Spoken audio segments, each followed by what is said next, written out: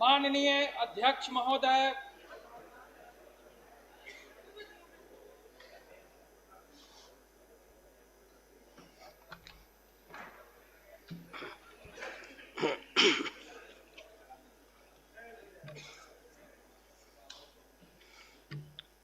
सभा की कार्यवाही प्रारंभ की जाती है। माननीय सदस्यगण, अब उपाध्यक्ष का निर्वाचन होगा।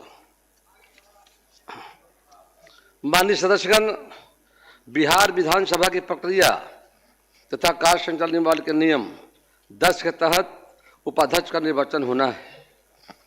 उपाध्यक्ष के निर्वाचन के लिए कुल 4 प्रस्ताव प्राप्त हुए हैं।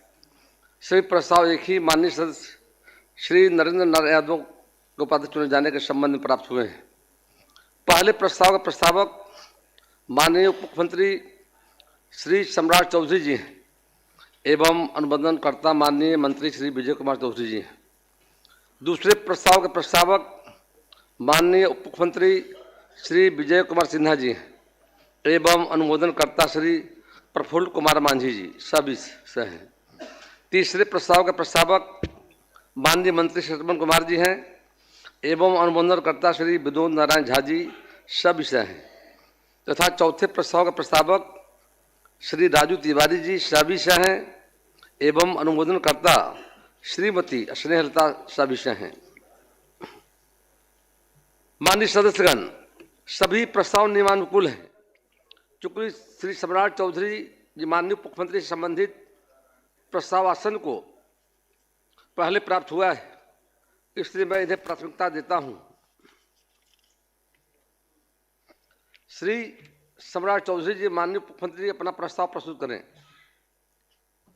अध्यक्ष महोदय, मैं प्रस्ताव करता हूं कि श्री नरेंद्र नारायण यादव 100 विधानसभा के उपाध्यक्ष चुने जाएं।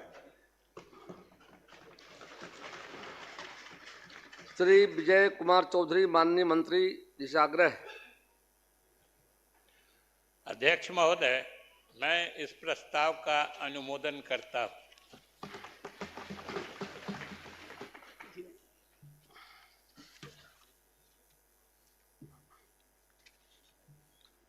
प्रश्न यह है कि श्री नरेंद्र यादव सविषय बिहार विधानसभा के उपाध्यक्ष चुने जाएं। जो इस प्रस्ताव के पक्ष में हैं वहां कहें, जो इस प्रस्ताव के पक्ष में ना कहें। मैं समझता हूं कि पक्ष में बहुमत है, प्रस्ताव सर्वसम्मति से स्वीकृत हुआ।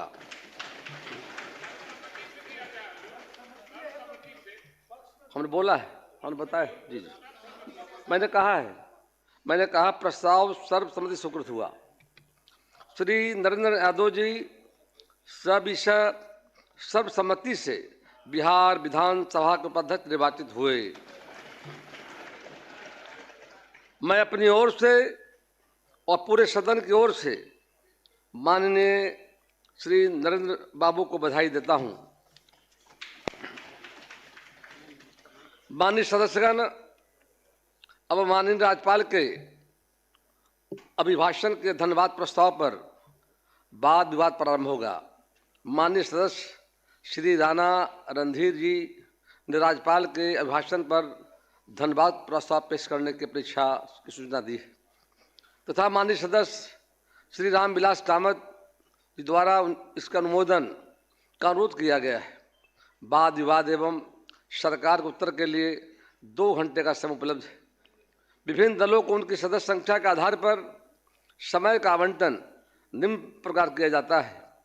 इसी समय में सरकार को उत्तर के लिए भी समय दिया जाएगा।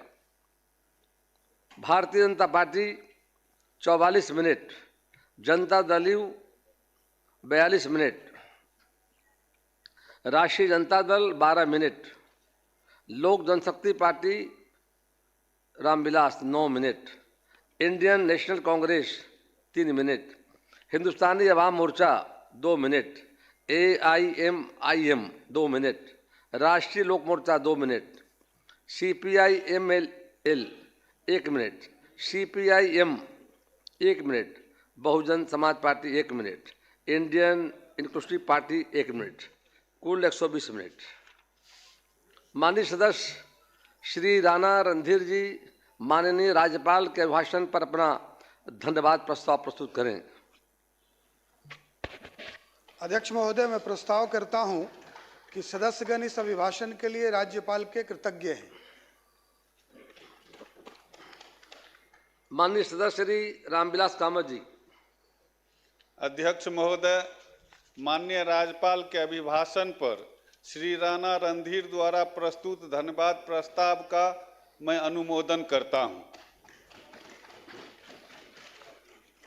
माननीय सदस्यगण, माननीय राज्यपाल महोदय के अभिभाषण पर प्रस्तुत धन्यवाद प्रस्ताव पर माननीय नेता विरोधी दल श्री तेजस्वी प्रसाद यादव एवं श्री अख्तरुल ईमान सभी से संशोधन प्राप्त हुए हैं।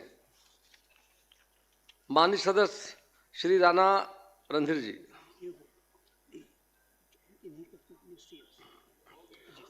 जी। माननीय मुख्यमंत्री जी।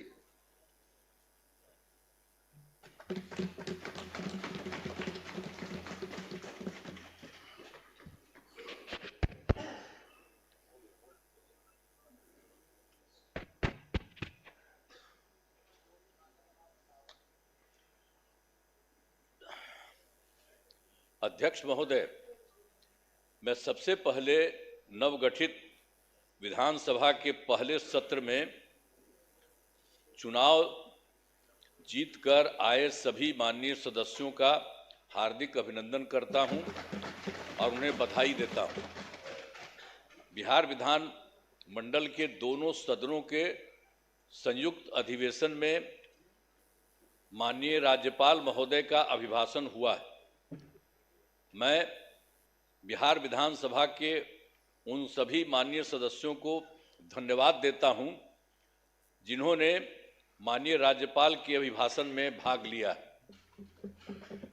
माननीय राज्यपाल महोदय ने अपने अभिभाषण में सरकार की उपलब्धियों एवं प्राथमिकताओं को विस्तार से बताया है और इसके लिए मैं माननीय राज्यपाल के प्रति आभार व्यक्त करना चाहता हूं और मैं सदन के समक्ष अपनी कुछ बातें रखना चाहता हूं। अब ये जानिए, आप सब जानते हैं कि 24 नवंबर 2005 को पहली बार एनडीए की सरकार बनी थी और तब से राज्य में कानून का राज है और हम लगातार 20 वर्षों से विकास के काम में लगे हुए हैं। बिहार का विकास करना ही हमारा मुख्य उद्देश्य रहा है। हम दिन रात बिहार को आगे बढ़ाने के लिए भी सोचते हैं और इसी प्रकार काम करते रहते हैं। मैं बिहार की जनता का आभार व्यक्त करता हूं कि उन्होंने इस बार के विधान सभा चुनाव में बढ़ चढ़कर हिस्सा लिया और एनडीए गठबंधन को भारी बहुमत से विजयी बनाया है। शुरू से ही बिहार के विकास का काम हो रहा है। अब किसी प्रकार के डर एवं भय का वातावरण नहीं है। राज्य में प्रेम, भाईचारा एवं शांति का माहौल है। पहले कितना हिंदू मुस्लिम झगड़ा होता था, इसलिए वर्ष 2006 से ही कब्रिस्तानों की घेराबंदी शुरू की गई है। अब बड़े पैमाने पर कब्रिस्तानों की घेराबंदी की जा चुकी है। अब कोई झगड़ा झंझट नहीं होता है और वर्ष 2016 में 60 वर्ष से पुराने हिंदू मंदिरों की घेराबंदी की गई है आज जिससे चोरी आदि की घटनाएं नहीं होती हैं। ये सब काम करवाया गया है जो भी था शुरू से ही। और सर्वप्रथम शिक्षा एवं स्वास्थ्य के क्षेत्र में विशेष ध्यान दिया गया है। हम लोगों ने बड़ी संख्या में नए स्कूल खोले और नियोजित शिक्षकों की बहाली की। लड़के लड़कियों के लिए पोशाक एवं साइकिल योजना चलाई। बिहार लोक सेवा आयोग द्वारा 2,58,000 सरकारी शिक्षकों की बहाली की गई है और वर्ष 2006 में 3,58,000 नियोजित शिक्षक बने थे, जिसमें से बिहार लोक सेवा आयोग द्वारा 28,976 1976 सरकारी शिक्षक बन गए। और फिर सरकार ने तय किया है कि नियोजित शिक्षकों को बीपीएससी की परीक्षा देने की जरूरत नहीं है और उन्हें मामूली सी परीक्षा लेकर सरकारी शिक्षक बनाया जाए। तो इनके लिए उन्हें 5 मौके तय किए और अब तक 3 परीक्षाओं का आयोजन हो चुका है, जिसमें 2,62,000 नियोजित शिक्षक पास हो गए हैं। अब केवल 77,000 शेष बच गए हैं और उन्हें 2 मौके और दिए जा रहे हैं। अब कुल मिलाकर सरकारी शिक्षकों की संख्या 5,20,000 हो गई है। 5,20,000 हो गई है।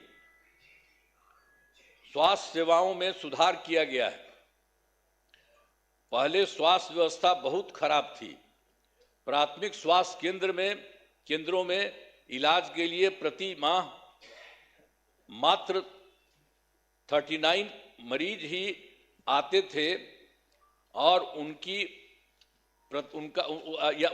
आते थे यानी प्रतिदिन 1 या 2 मरीज आते थे। पहले यही होता था। इतना ही बुरा हाल था उस समय का, केंद्र के समय में जो हुआ था। तो उसी को हम लोगों ने आगे किया। वर्ष 2006 से अस्पतालों में मुफ्त दवा और इलाज की पूरी व्यवस्था की गई। अब प्राथमिक स्वास्थ्य केंद्र में हर महीने औसतन 11,600 मरीज आते हैं। पहले मात्र 6 मेडिकल कॉलेज थे, अब जिनकी संख्या अब 12 हो गई है। अब शेष सभी जो है 27 जिलों में नए मेडिकल कॉलेज बनाए जा रहे हैं और इन्हें शीघ्र पूरा कर दिया जाएगा। ये बहुत तेजी से काम हो रहा है, तो सब चीज हो जाएगा, पूरा कर दिया जाएगा। अब पटना मेडिकल कॉलेज अस्पताल को, अब जो हम लोगों ने पहले था उसके लिए कितना अच्छा सब काम किया। तो जो पहले वाला पटना मेडिकल कॉलेज अस्पताल था उसका हम कितना जा करके देखते हैं, कितना घर बनवाया गया है। सब जगह हम बराबरे न जाते रहते हैं। को 5,400 बेड तथा 5 पुराने मेडिकल कॉलेज को 2,500 बेड का किया जा रहा है। अब साथ ही Indira Gandhi Institute of Medical Science तो वही था, तो उसको भी हमने पूरा का पूरा खूब खेल करके किया है। अब उसके लिए भी हम 3,000 बेड का जो है बनाया जा रहा है। तो एक एक तरह से सब जगह का काम किया जा रहा है पहले ही से। और राज्य में सड़कों, पुल पुलियों या निर्माण कराया गया है। राज्य के सुदूर क्षेत्रों में 6 घंटे में पटना पहुंचने के लक्ष्य को वर्ष 2016 में पूरा कर लिया गया। जो हम लोग किए थे सड़क और पुल पुलिया, वो सब बनवाए थे, तो उसी में था जो दूर से पटना आने में हुआ था 6 घंटे में पटना पहुंचने के लक्ष्य को वर्ष 2016 में पूरा कर लिया गया। अब जो है राज्य में बड़ी संख्या में सड़कों और पुल पुलियों, रेल ओवर ब्रिज, बाईपास एवं एलिवेटेड रोड का निर्माण किया गया है, जिससे लगभग 5 घंटे में सबसे दूर वाले क्षेत्र से पटना पहुंचना संभव हो गया है। ये सब काम हो रहा है। इसे और बेहतर करने का प्रयास जारी है। इसके लिए 5 नए एक्सप्रेसवे सड़कों का निर्माण एवं प्रखंड मुख्यालयों को जोड़ने वाली सड़कों का 2 लेन चौड़ीकरण किया जाएगा। और उसके बाद वर्ष 2008 में कृषि रोड मैप बनाकर काम किया गया है। उसी समय शुरू हम लोगों ने काफी किया और आगे भी काफी चला है, जिससे कृषि के क्षेत्र में बहुत अच्छी प्रगति हुई है। अनाज, फल, सब्जी, दूध, अंडा, मांस और मछली उत्पादन काफी बढ़ गया है। अब मछली का उत्पादन 2.5 गुना से अधिक हो गया है और इससे मछली के उत्पादन में बिहार आत्मनिर्भर हो गया है और साथ ही किसानों की आय बढ़ी है। वर्तमान में चौथे कृषि रोड मैप जो हुआ वर्ष 24 से 2025 उसी को हम लोग करवा दिए। जो शुरू हुआ था 18 में, तो 12 तो शुरू था और उसके बाद फिर उसके बाद और बढ़ाए 5 और एक बार और 5 से ज़्यादा बढ़ा और उसके बाद फिर बढ़ा दिए। तो इतना ज़्यादा काम हो रहा है, इसलिए आप लोगों को सब चीज़ हम बता दे रहे हैं कि काफ़ी काम हुआ है। तो हर तरह से सब जगह से हो रहा है पूरे तौर पर। अब जो कुछ भी हो रहा है इसके लिए हम लोग पूरा का पूरा काम हो रहा है। अब वर्तमान में चौथे कृषि रोड मैप वर्ष 2024 से 2019 जो हमने बता दिया उसका किए हैं के तहत योजनाओं पर तेजी से काम हो रहा है। और वर्ष 2015 में 7 निश्चय के तहत आर्थिक हल, युवाओं को बल, आरक्षित रोजगार, महिलाओं का अधिकार, तीसरा हर घर तक बिजली और चौथा हर घर नल का जल, पांचवा हर घर शौचालय, छठा टोलों को पक्की सड़कों से जोड़ने तथा सातवां अवसर बढ़े आगे बढ़े का काम किया गया है। और वर्ष 2018 में ही हर घर बिजली पहुंचा दी गई है। सरकार द्वारा शुरू से ही बहुत सस्ती दर पर बिजली दी गई है और अब जो है अब लगभग सभी घरेलू उपभोक्ताओं को बिजली मुफ्त दी जा रही है, अब कुछ नहीं है। और उसी के बाद सरकार की तरफ से उनका जो घर है उनके इच्छुक लोगों के घरों पर सोलर लगवाए जाएंगे सरकार की तरफ से, उनको बहुत फायदा होगा। ये सब काम किया जा रहा है। और वर्ष 2020 में 7 निश्चय 2 के तहत युवा शक्ति, बिहार की प्रगति, दूसरा है सशक्त महिला, सक्षम महिला, तीसरा है हर घेर तक सिंचाई का पानी और चौथा है स्वच्छ गांव, समृद्ध गांव, सोलर स्ट्रीट लाइट, पांचवा है स्वच्छ शहर, विकसित शहर और छठा है सुलभ ये संपर्कता तथा सातवां है इसके लिए स्वास्थ्य सुविधा, टेली मेडिसिन एवं बाल हृदय योजना।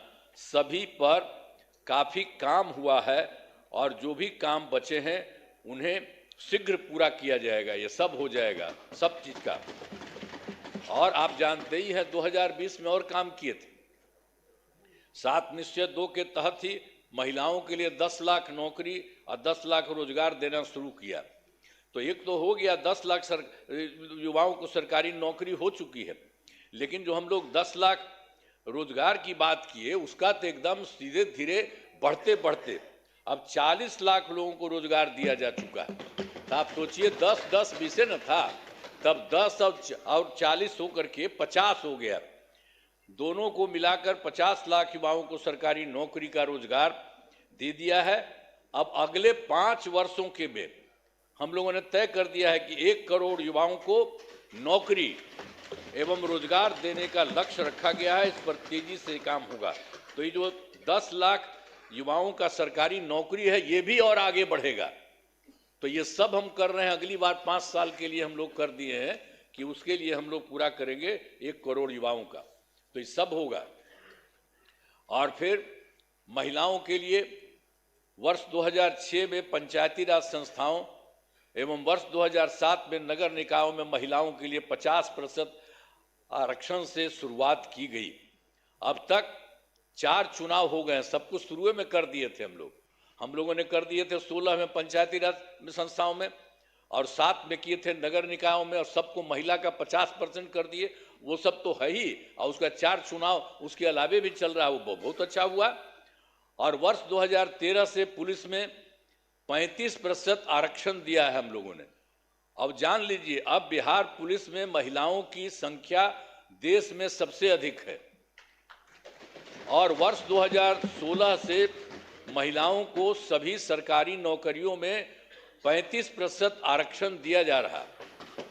पहले बिहार में स्वयं सहायता समूह की संख्या बहुत कम थी, वो पहले बड़ा खराब था, तो इसीलिए हम लोगों ने किया।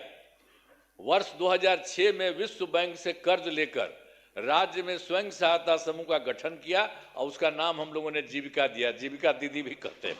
और कितना बढ़ा हुआ, अब स्वयं सहायता समूह की संख्या बढ़ गई और जीविका दीदियों की संख्या 1,40,00,000 हो गई। अब इसके बाद हम लोगों ने 2024 में भी किया कि शहरी क्षेत्रों में भी नहीं होता है वो भी हो। अब शहरी क्षेत्रों में स्वयं सहायता समूह का गठन हो रहा। अब जान लीजिए कि इसमें लगभग 4,34,000 जीविका दीदियां हैं और इनका गठन लगातार और भी बहुत तेजी से काम हो रहा है शहरी क्षेत्र में भी। तो ये सब काम हो रहा। तो वर्तमान में महिलाओं के रोजगार के लिए एक नई योजना मुख्यमंत्री महिला रोजगार योजना शुरू की गई है, जिसके तहत हर घर की एक महिला को 10,000 रुपये के दर से अब तक 1,56,00,000 महिलाओं को एक राशि दी जा चुकी है। शेष महिलाओं को राशि दे दी जाएगी। अब जिन महिलाओं का रोजगार अच्छा चलेगा उन्हें 2 लाख रुपए तक की सहायता दी जाएगी। ये सब काम करना जा रहा है।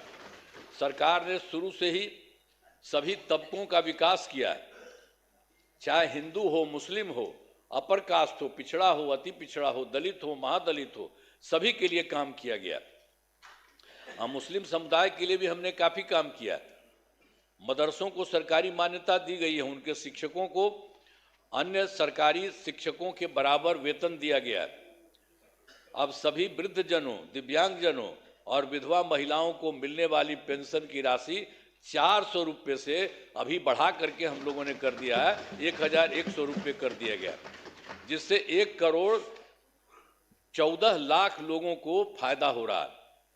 अब विकास कार्यों में जो कमी रह गई उसे पूरा करने के लिए वर्ष 2024 के दिसंबर एवं 2025 के सरकारी जनवरी फरवरी माह में हम जो गए थे, मैंने प्रगति यात्रा के दौरान सभी जिलों में जाकर विकास कार्यों को देखा और जो कमी रही उसे पूरा करने के लिए पूरे बिहार के लिए 430 नई योजनाओं की स्वीकृति दी गई है और हर जिले में जो कुछ भी है उसके लिए काम किया जा रहा है। सभी जिलों में इन योजनाओं पर काम शुरू हो चुका है। इन सभी कार्यों को शीघ्र पूरा करा लिया गया जाएगा। अब इसके अलावा बिहार के विकास में अब केंद्र सरकार ने भी कितना बड़ा सहयोग किया। बिहार के विकास में केंद्र सरकार का पूरा सहयोग मिल रहा है। जुलाई 2024 के बजट में बिहार को विशेष आर्थिक सहायता के रूप में सड़क, उद्योग, स्वास्थ्य, पर्यटन, बाढ़ नियंत्रण के लिए बड़ी राशि देने की घोषणा की गई है केंद्र सरकार के द्वारा जुलाई 2024 में। और फिर फरवरी 2025 के बजट में बिहार में मखाना बोर्ड, एयरपोर्ट की स्थापना, पश्चिमी कोसी नहर के लिए वित्तीय सहायता आदि की घोषणा की गई है। और फिर वर्ष 2018 में देश के कुछ राज्यों में खेलो इंडिया यूथ गेम्स का आयोजन हुआ था। अब इस वर्ष खेलो इंडिया यूथ गेम्स का आयोजन बिहार में हुआ है, जो गौरव की बात है। इन सब के लिए आदरणीय प्रधानमंत्री श्री नरेंद्र मोदी जी का हम नमन करते हैं। सब करिए ना नमन, एक बार हाथ उठा के बढ़ाइए। तो सब काम किए, सब काम किए, सब कुछ कर रहे हैं। आप लोग काहे नहीं करते है? आप लोग भी कहिए, सब के लिए काम कर रहे हो सब तरह से। तो इसीलिए हम आपको कह रहे हैं। तो इसके लिए आदरणीय प्रधानमंत्री श्री नरेंद्र मोदी जी का नमन करते हैं। आदरणीय प्रधानमंत्री जी कई बार बिहार आए हैं तथा उनके द्वारा विकास कार्यों का शिलान्यास शुभारंभ किया गया है। बहुत बार हम आते हैं पटना और चारों तरफ देखते हैं और सबके लिए फायदा करते हैं। तो ये सब काम हो रहा है। इन सभी योजनाओं पर अब तेजी से काम हो रहा है। तो मतलब जो बिहार के माध्यम से और केंद्र के माध्यम से इतना हो रहा है कि अब जान लीजिए कि इस बार जो हम लोग आए हैं, अब आप समझ लीजिए कि बहुत आगे बढ़ेगा। बहुत विकसित होगा आगे, इस बात को जान लीजिए। हमने आप क्या सुना ना भाई, सुना ना, बैठे अरे बैठे आप मत पहले बोलिए। था बतवा मेरा सुनबे बैठे करते बैठे थे। मत बोलिए। अब काहला कर रहे हो, हट, सुनो। प्लीज अब प्लीज सुना, बैठे बैठे मत बोलिए। हमने आपको पहले ही बताया है कि हमारी सरकार ने पिछले 20 वर्षों में विकास के अनेक काम किए हैं। इस क्षेत्र में काम हुआ है, चाहे शिक्षा हो, स्वास्थ्य हो, सड़क हो, बिजली हो, कुर्सी हो, महिला सशक्तिकरण के लिए बहुत काम हुआ है। समाज के हर तबके के लिए सरकार ने काम किया है। इस बार बिहार के लोगों ने भारी बहुमत से एनडीए नेशनल डेमोक्रेटिक अलायंस को जिताया है। अब विकास की गति को और तेज किया जाएगा। केंद्र सरकार का भी पूरा सहयोग मिल रहा है। आने वाले 5 वर्षों में विकास के अनेक काम किए जाएंगे। हर परिवार की आर्थिक स्थिति को मजबूत किया जाएगा। इसी बार के बारे में जान लीजिए। और तेजी से जो है औद्योगिक विकास किया जाएगा। महिलाओं और युवाओं के लिए रोजगार के अवसर बढ़ाए जाएंगे और शिक्षा एवं स्वास्थ्य को और आगे बढ़ाया जाएगा। कृषि रोड मैप के काम को तेजी से किया जाएगा। खेल एवं पर्यटन क्षेत्र का तेजी से विकास किया जाएगा। और 7वां है, गांव के साथ साथ शहरों का भी तेजी से विकास किया जाएगा। अब हमारा राज्य लगातार विकास कर रहा है। इन दिनों काम को और आगे बढ़ाया गया है। अब अगले 5 वर्षों में और ज़्यादा काम होगा, जिससे बिहार काफ़ी आगे बढ़ेगा। जो इस बार का काम है, जान लीजिए, बहुत आगे बढ़ेगा।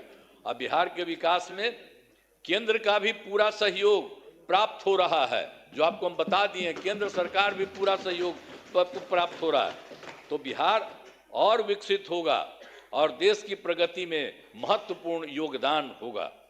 तो मैं अनुरोध करता हूं कि माननीय राज्यपाल महोदय के अभिभाषण के लिए उनके प्रति धन्यवाद का प्रस्ताव सदन सर्वसम्मति से पारित करें। यही हम करें।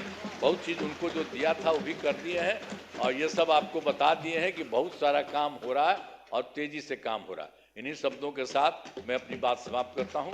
बहुत बहुत धन्यवाद। आप लोग काहे नहीं कर रहे हैं?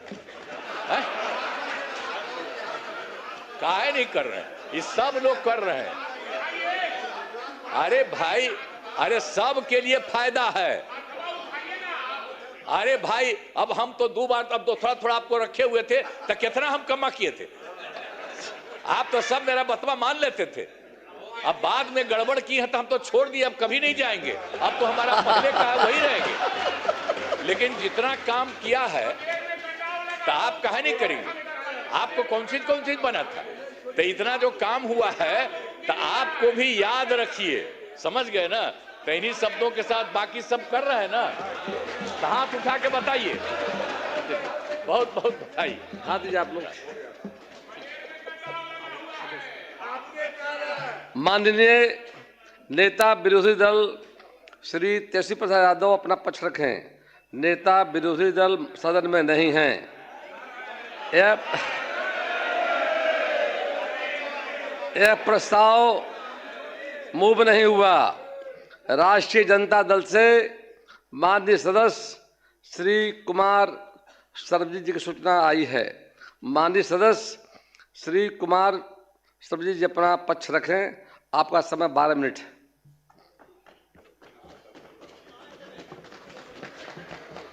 अध्यक्ष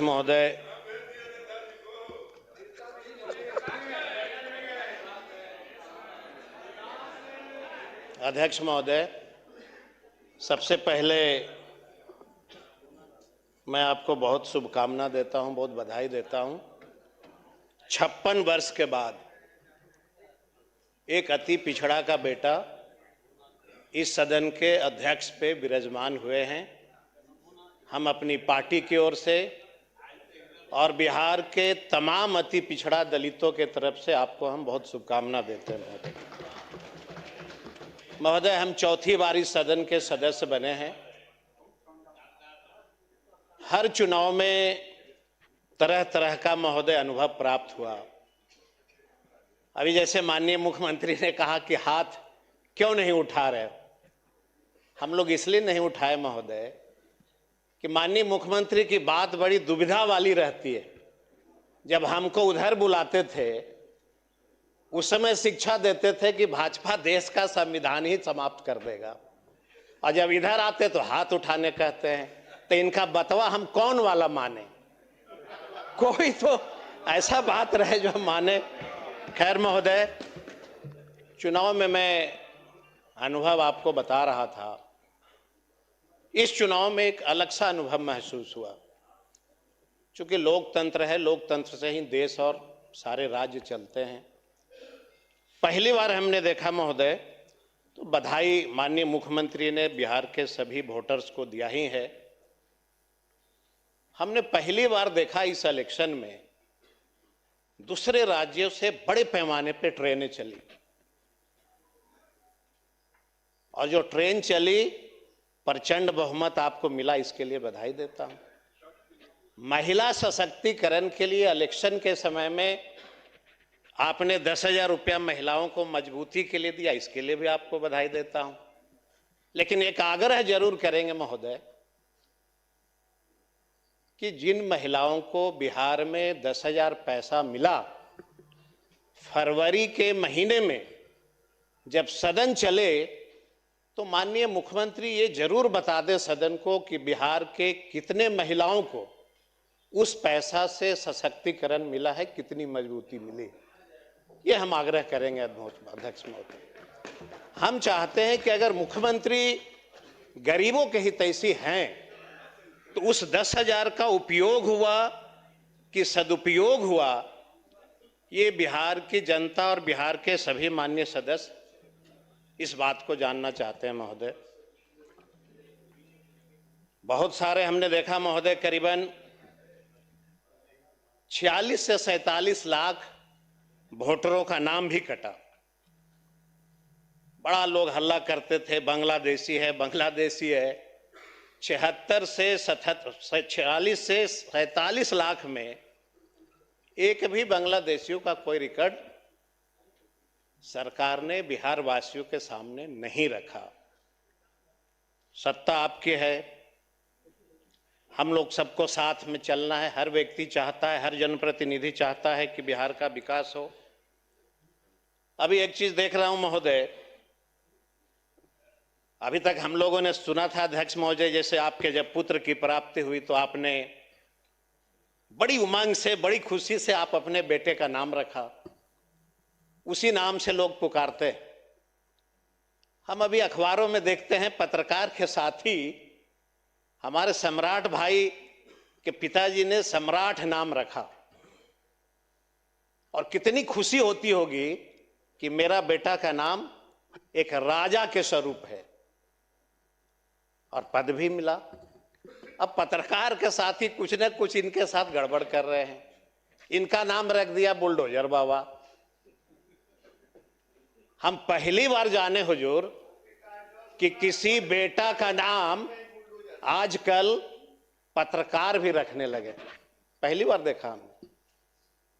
बाद में हमने कई पत्रकारों से पूछा महोदय कि मेरे मित्र कोई बुलडोजर बाबा काहे नाम रख रहे हैं? कहा गरीबों की झोपड़ियां उजड़ रही है इसलिए उनको नाम बुलडोजर बाबा रख दिया। हमने कहा कि भाई अच्छा काम करते हैं, हमारे मित्र का सियार खराब करना चाहते हैं बेचारे। अभी तुरंत गृह विभाग मिला है, तुरंत डिप्टी सीएम बने हैं, और आपने तुरंत बुलडोजर बाबा नाम रख दिया। हमारा इच्छा है महोदय कि अगर हमारा भाई डिप्टी सीएम बने तो गरीबों का झोपड़ी उजाड़ करके अपना नामांकन नहीं होने दीजिए, हम यही आपसे गुजारिश करें। अब महोदय, माननीय मुख्यमंत्री जी ने भी कहा कि हम अपराध मुक्त बिहार बना दिए। महोदय 2015 से 24 तक 80% अपराध में वृद्धि हुई है, 80% महोदय। और महोदय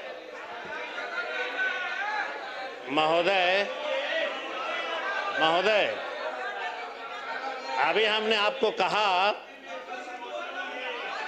महोदय, अभी हमने आपसे एक वाक्य हमने कहा कि आपको प्रचंड बहुमत मिला, और महोदय हमको मालूम था कि आपको जब प्रचंड बहुमत मिलेगा तो सदन के अंदर एक दलित के बेटा को भी बोलने का अधिकार नहीं मिलेगा। ये हमको पता है पहले से।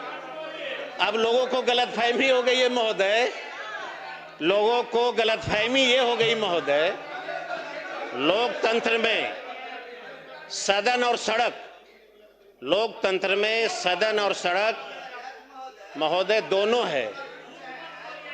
हमारा कर्तव्य है महोदय, कृपया शांति बनाए रखें। महोदय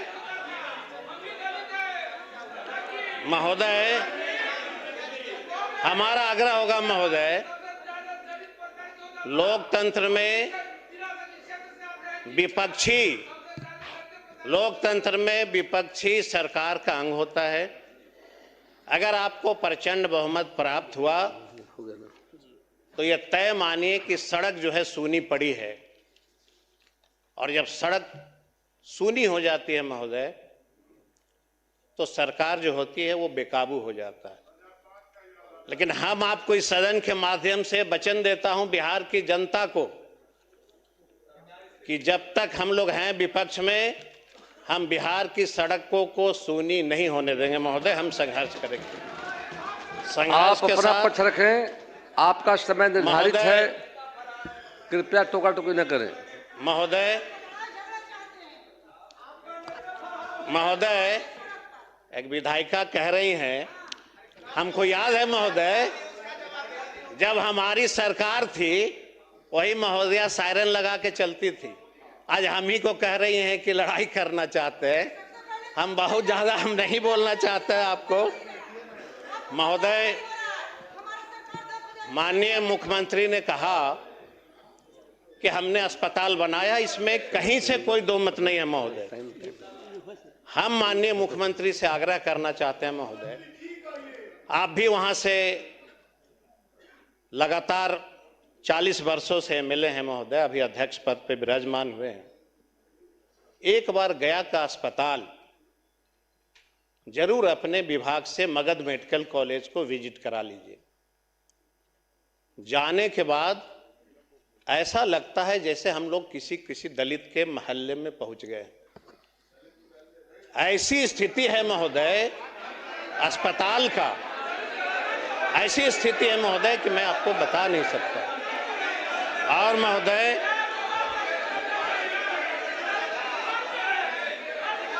प्लीज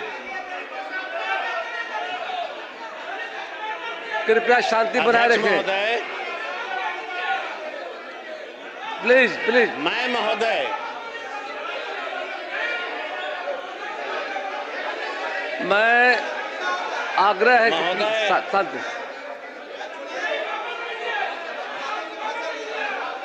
महोदय बैठ जाए। अध्यक्ष मैं महोदय, माननीय सदस्य कृपया शांति महोदय। बनाए रखें। सरित बाबू, मैं स्वयं लगातार मैं देखता हूं, हाल में मैं अस्पताल में गया था और बहुत अच्छी व्यवस्था बदल गई जाकर के, और काफ़ी अंतर आया है। मैं तो लगभग 50 वर्षों से राजनीति में हूं और 40 साल से मैं मतलब विधायक बनने का मौका मिला जाकर के। पहले क्या स्थिति वास्तव सच्चाई देखना चाहिए जाकर के, आज काफ़ी बदल गया है। मैं स्वयं गया था हाल में और अपने ज्योति मांझी घटना घटाते के साथ हमला हुआ था इन पर, और मैं वहाँ मिलने गया था इनसे लगभग करीब चुनाव के क्रम में जाकर के, और काफ़ी अच्छी व्यवस्था वहाँ पर है। सच्चाई को रखिए और कुछ कमी होगा सरकार देखेगी जाकर के, कृपया बताइए। महोदय मैंने कहा कि माननीय मुख्यमंत्री अपनी ओर से एक कमेटी बना दे और हम लोग भी साथ में चलेंगे। मगध मेडिकल कॉलेज की हालात को, बाहर के हालात जब देखेंगे महोदय, जहां पे एम्बुलेंस लगता है, नर्क से भी बदतर स्थिति है महोदय। महोदय, जहां तक दलितों का बस्ती का सवाल है महोदय, महामहिम ने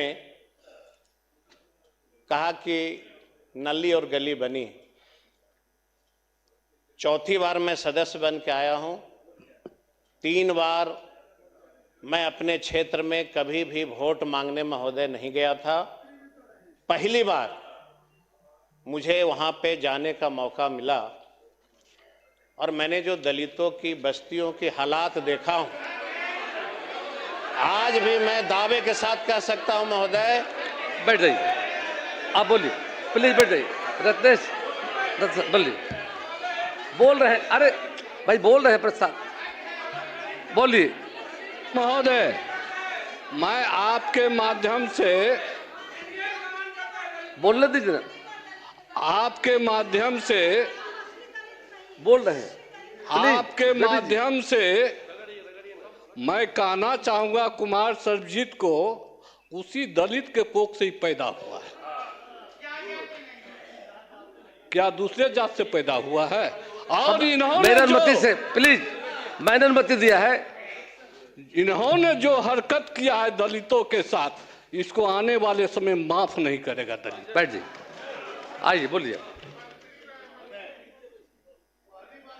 महोदय, मैं आपसे आग्रह करता हूं महोदय कि अगर माननीय सदस्य में इतनी हिम्मत है, कल ये हमारे साथ गया जिला के 25 ऐसे दलित के गांव में चलिए। प्लीज, हम इनको चुनौती देते हैं महोदय कि ये चले हमारे साथ। आज भी महोदय आप गया जिला में चलेंगे, एक ऐसा कोई मुसहर जाति का गांव नहीं है जहां पे उसको नली और गली प्राप्त हुआ है। एक ऐसा कोई गांव नहीं है महोदय। आपका, प्लीज, माननीय सदस्य, आपका समय पूरा होने वाला है, कृपया संक्षिप्त करें। तो महोदय, आधा समय तो आप ही ले लिए महोदय। महोदय, कृपया शांति बनाए रखें। महोदय, अध्यक्ष महोदय,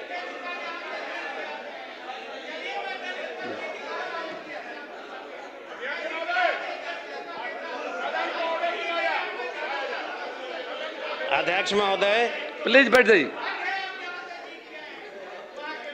आप रखेंगे अपना पक्ष अपने समय में। एक हमारा अंतिम आग्रह होगा महोदय कि माननीय मुख्यमंत्री जी ने गांव में, पंचायतों में +2 शिक्षा का व्यवस्था किया, लेकिन ये बड़ी चिंता का विषय है महोदय कि क्या गांव में गरीब की बेटियां +2 के बाद कॉलेज की शिक्षा ग्रहण कर रही हैं कि नहीं कर रही। हम आग्रह करेंगे माननीय मुख्यमंत्री जी से कि अगर गांव की बेटियां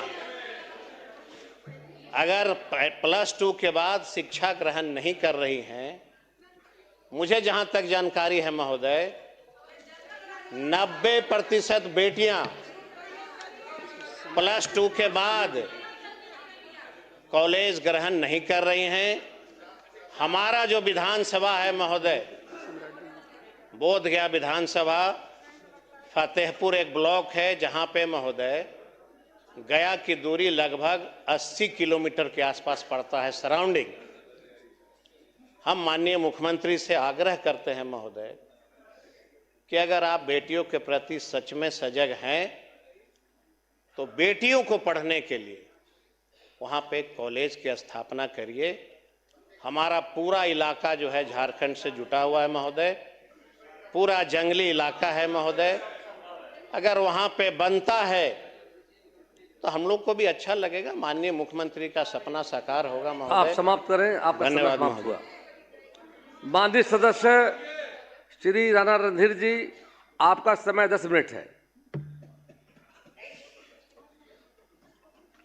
अध्यक्ष महोदय, अवसर देने के लिए धन्यवाद। सर्वजीत जी हमारे मित्र हैं, हम लोग कॉलेज में साथ साथ पढ़े हैं। मैं अच्छे से उनके विषय को सुना हूं, एक एक विषय का जवाब दूंगा। अध्यक्ष महोदय, सबसे पहले आपको बधाई है, धन्यवाद है कि आपको सर्वसम्मति से अध्यक्ष चुना गया है 18वीं विधानसभा में। और मैं अपने नेता, सदन नेता आदरणीय मुख्यमंत्री जी, देश के दुनिया के यशस्वी नेता आदरणीय नरेंद्र मोदी जी और अपने द्वय उप मुख्यमंत्री, सबके प्रति आभार प्रकट करता हूं कि मुझे ये अवसर मिला 18वीं विधानसभा में राज्यपाल महोदय के अभिभाषण पर बोलने का। और सबसे ज़्यादा आभार मैं मधुबन की महान जनता का करता हूं अध्यक्ष महोदय, जिसके आशीर्वाद ने, जिसके वोट ने मुझे चौथी बार सदन में भेजा है और राज्यपाल महोदय के अभिभाषण पर अपना पक्ष रखने का अवसर दिया है। अध्यक्ष महोदय, बिहार ने विकास की एक लंबी यात्रा तय की और अध्यक्ष महोदय, मैं आपके सामने कहना चाहता हूं कि मंजिलें और लक्ष्य, कहते हैं कि मंजिलें और लक्ष्य बड़े जिद्दी होते हैं, मंजिलें और लक्ष्य बड़े जिद्दी होते हैं, हासिल कहाँ नसीब से होते हैं, पर वहां तूफान भी हार जाती हैं जहां कश्तियां जिद पे होती। अध्यक्ष महोदय, माननीय मुख्यमंत्री जी के लिए कहना चाहता हूं कि जीतने का हुनर हमने उस सूरज से सीखा है, जीतने का हुनर हमने उस सूरज से सीखा है जो अंधेरे को चीर कर जग में उजियाला कर देता है। और अध्यक्ष महोदय, बिहार में आज 18वीं विधानसभा है। ये बिहार की जो यात्रा रही अध्यक्ष महोदय, ये 8 बार राष्ट्रपति शासन लगा है बिहार में और 17 चुनाव के बाद ये 18वीं विधानसभा में हम सब आज विधानसभा में ऐतिहासिक बहुमत के साथ, ऐसा बहुमत जिसमें बिहार की माताओं का, नारी शक्ति का, युवाओं का, पूरे बिहार के लोगों का ऐसा मैंडेट है कि विपक्ष के मित्रों को पता ही नहीं चल रहा है कि वो क्या कहें, क्या बोलें एक एक विषय पर। और अध्यक्ष महोदय, माननीय मुख्यमंत्री जी के लिए कहना चाहता हूं, हम सब नई पीढ़ी के लोग हैं। मैं सदन के सामने एक तथ्य रखना चाहता हूं, सदन को अच्छा लगेगा कि पहली बार 18वीं विधानसभा में 94 ऐसे माननीय सदस्य हैं जो जीत कर आए हैं, उनका बहुत स्वागत, अभिनंदन है।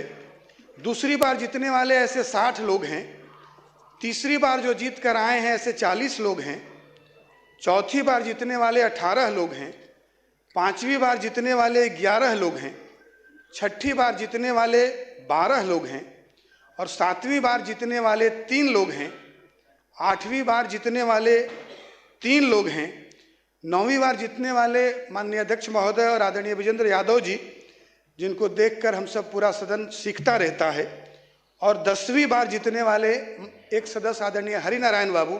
मैं चाहता हूं कि पर सदन मेज थपथपाकर हरिनारायण बाबू का स्वागत और अभिनंदन करें। अध्यक्ष महोदय, कहते हैं कि मेहनत अगर आदत बन जाए तो कामयाबी जो है वो मुकद्दर बन जाती। अध्यक्ष महोदय, फिर से रिपीट करता हूं, माननीय मुख्यमंत्री के लिए पंक्तियां सटीक बैठती हैं कि मेहनत अगर आदत बन जाए तो कामयाबी मुकद्दर बन जाती। 2005 में बिहार ने करवट लिया नीतीश कुमार जी के एनडीए के नेतृत्व में, और विकास की यात्रा जो नीतीश कुमार जी ने शुरू की, ये विचार की ताकत से की। और विचार में क्या था? बिहार का निर्माण करना था, बिहार में सड़कों का जाल बिछाना था, बिहार की पुलिस व्यवस्था, अर्थव्यवस्था और पुलिस के, बिहार के लॉ एंड ऑर्डर को ठीक करना था।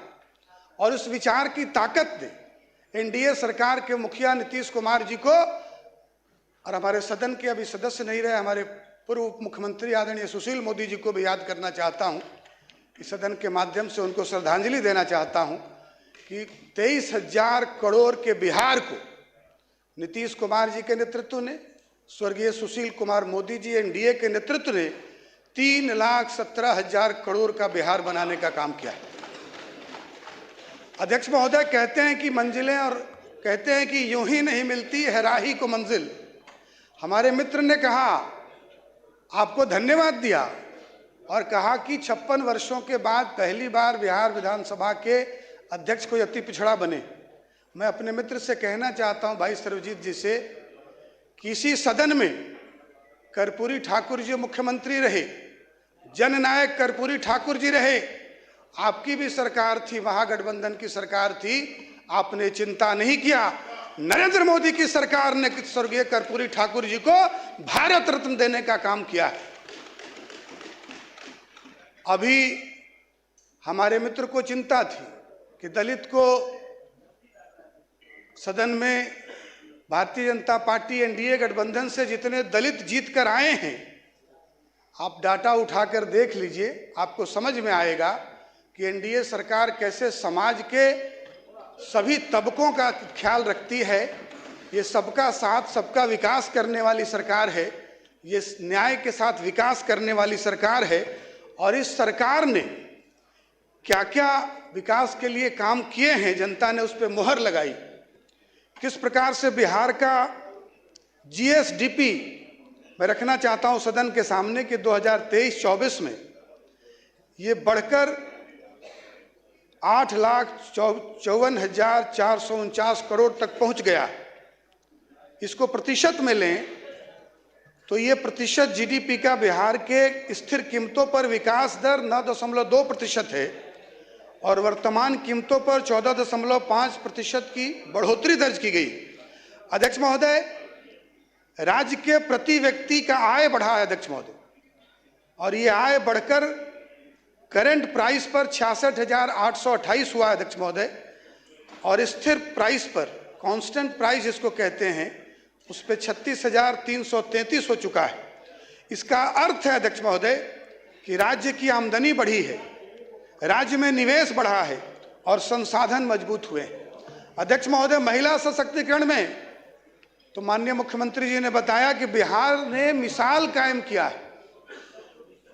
बिहार ने विचार की ताकत से 2006 में जो जीविका दीदियों का समूह खड़ा किया, आज 11 लाख समूह बन के तैयार है अध्यक्ष महोदय। 1.5 करोड़ इसके मेंबर हैं अध्यक्ष महोदय। और जीविका दीदियों के समूह ने पूरे बिहार में, जीविका ने महिलाओं को न केवल आर्थिक बल्कि सामाजिक नेतृत्व दिया है, निर्णय की क्षमता दी है अध्यक्ष महोदय। और बिहार, अध्यक्ष महोदय, हम लोग चुनाव में गए थे और हम लोगों ने इस बात को कहा था कि हमारे नेता ने कहा था कि हम इस बार का चुनाव नए बिहार के निर्माण के लिए मांग रहे हैं, विकसित बिहार के निर्माण के लिए मांग रहे हैं।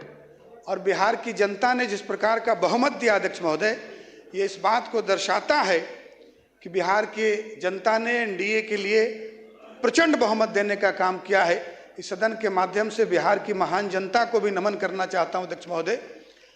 अध्यक्ष महोदय, मुख्यमंत्री जी ने जो जीविका योजना शुरू की जीविका दीदियों के लिए, मुख्यमंत्री महिला रोजगार योजना शुरू की, और न केवल शुरू किया बल्कि माननीय मुख्यमंत्री जी, हम लोगों ने, आज मैं सदन में ये बात रखना चाहता हूं कि हम सब नई पीढ़ी के नेता हैं, हमको ये सौभाग्य हुआ नई पीढ़ी में सदन में आने का। हम लोगों ने दीनदयाल उपाध्याय जी का दौर नहीं देखा, हम लोगों ने श्यामा प्रसाद मुखर्जी जी का दौर नहीं देखा, हम लोगों ने अटल बिहारी वाजपेयी जी के साथ काम नहीं किया, हम लोगों ने राम मनोहर लोहिया जी के साथ काम नहीं किया, हम लोगों ने जयप्रकाश जी के साथ काम नहीं किया। लेकिन हम सबको इस बात का फक्र है कि हम लोगों ने नीतीश कुमार जैसे व्यक्ति के साथ काम किया। नीतीश कुमार जी के मंत्रिमंडल में रहने का सौभाग्य हुआ, जिसने बिहार की दशा और दिशा बदलने का काम किया। अध्यक्ष महोदय, अभी चुनाव के बाद भी माननीय मुख्यमंत्री जी ने पिछले दिनों जीविका दीदियों के खाते में 10-10 हजार रुपया फिर से देने का काम किया है। माननीय राज्यपाल महोदय जी ने, राज्यपाल महोदय का माननीय का अभिभाषण बिहार के सरकार का विजन डॉक्यूमेंट होता है। सरकार ने क्या क्या काम किए हैं और आने वाले वर्षों में सरकार क्या काम करने वाली है, पूरा विषय सरकार रखती है विजन अभिभाषण के माध्यम से। माननीय मुख्यमंत्री जी ने जीविका, सेविका, सहायिका, ममता, आंगनबाड़ी दीदियों के माध्यम से बिहार में एक ऐसा महिला सशक्तिकरण के लिए नेटवर्क डेवलप किया है कि मुझे सदन को बताते हुए खुशी है कि आज हमारी आशा की जो दीदी है, जिनका मानदेय 1000 से बढ़ाकर, आपका समय समाप्त हो रहा है। 2 मिनट में अध्यक्ष महोदय बस कंक्लूड करें। उसको बढ़ाकर 3 गुना किया और करीब 1 लाख से ज्यादा हमारी आशा की दीदियों को इसका लाभ मिल रहा है। अध्यक्ष महोदय, बिहार में कौशल विकास, युवाओं को प्रशिक्षण दिया जा रहा है, रोजगार के अवसर मिले, नौकरी मिले, और सरकार ने यह तय किया है कि हम लोग आने वाले समय में 1 करोड़ नौकरी और रोजगार के साथ आने वाले 5 वर्षों में बिहार के नौजवानों को देने का काम करेंगे। अध्यक्ष महोदय, आप बिहार के कृषि मंत्री भी रहे हैं और आपके समय में भी अध्यक्ष महोदय आपको पता होगा, मैं सदन के सामने ये पंक्तियां रखना चाहता हूं, क्योंकि मैं चंपारण की धरती से आता हूं, गांधी बाबा की धरती से। कहते हैं कि तेरे शहर का पेट मेरी गांव की मिट्टी से पलता है, तेरे शहर का पेट मेरी गांव की मिट्टी से पलता है, गौरतलब रहे कि देश अपना गांव में बसता है। अध्यक्ष महोदय, बिहार की सरकार ने कृषि रोड मैप बनाकर, अध्यक्ष महोदय आपको भी सौभाग्य हुआ कृषि कर्मण्य अवार्ड लेने का, और बिहार ने देश में सर्वाधिक 5 कृषि कर्मण्य अवार्ड लेने का काम किया। अध्यक्ष महोदय, आप भी इसके गवाह हैं अध्यक्ष महोदय। और आज किस प्रकार से सहनी समाज प्रधानमंत्री मत्स्य संपदा की योजना के तहत से किस तरह से आत्मनिर्भर बना है, मछली उत्पादन में, अंडे के उत्पादन में, मीट के उत्पादन में, और किस तरह से शिक्षा, अध्यक्ष महोदय 1 मिनट, शिक्षा के बजट को बढ़ाने का काम किया गया है। अध्यक्ष महोदय, मैं अंत में ये कहना चाहता हूं कि राज्य में स्कूलों की संख्या 76,000 तक बढ़ाई गई, शिक्षा के बजट में बढ़ोतरी की गई है, स्कूलों में डिजिटल लैब, स्मार्ट क्लास, आधारभूत सुविधाओं में बड़े पैमाने पर काम हुआ है। और अध्यक्ष महोदय, अंत में ये कहना चाहता हूं कि बिहार में विकास अब सिर्फ कागज पर नहीं, अध्यक्ष महोदय धरातल पर दिख रहा है।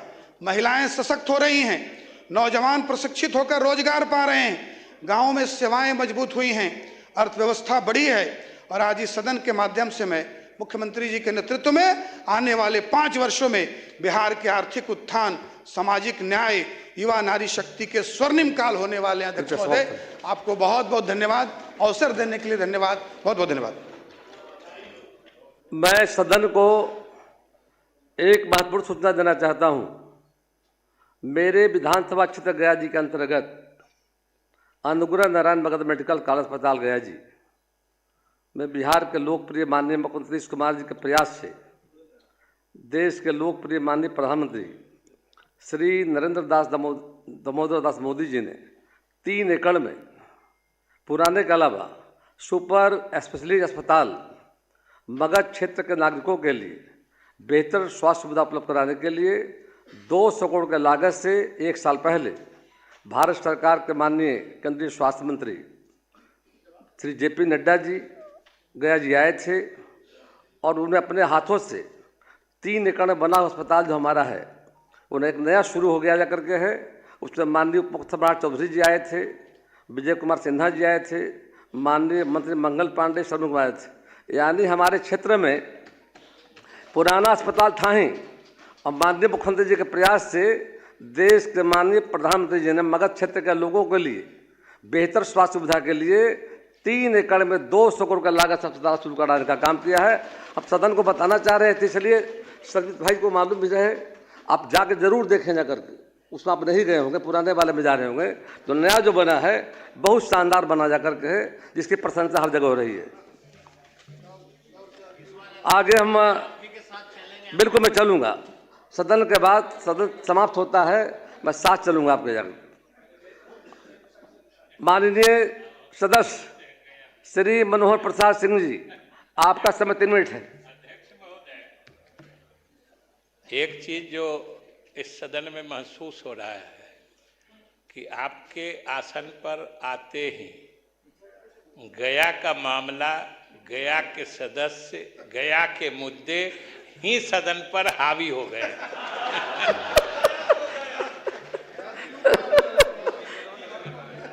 माननीय सदस्य श्री मनोहर प्रसाद सिंह जी, आपका समय 3 मिनट है। बिहार सरकार ने रखा है, धन्यवाद दीजिए माननीय मुख्यमंत्री जी को। माननीय अध्यक्ष महोदय, मैं महामहिम राज्यपाल महोदय के अभिभाषण पर आए धन्यवाद प्रस्ताव पर मेरा विनम्र विरोध है। महोदय, इस अभिभाषण में ऐसी कोई बात नहीं है जिसके लिए एक प्रशंसा की जाए, सिर्फ वादे ही हैं और वादे का क्या कुछ कहना नहीं है। और तेरे वादे पर जिए हम तो ये जान झूठ जाना कि खुशी से मर न जाते अगर एतवार होता। हम लोग कोई एतवार तो है नहीं इस पर। महोदय, कहा गया कि यह कानून का राज्य है, कानून का शासन है, तो अगर बिना वैकल्पिक व्यवस्था किए किसी गरीबों की झोपड़ियों और फुटपाथी दुकानों को बुलडोजर से ढा देना ही अगर कानून का राज है तो मैं समझता हूँ कि यह उचित नहीं कहा जा सकता है। महोदय, यह आत्मप्रशंसा के अतिरिक्त कुछ नहीं है।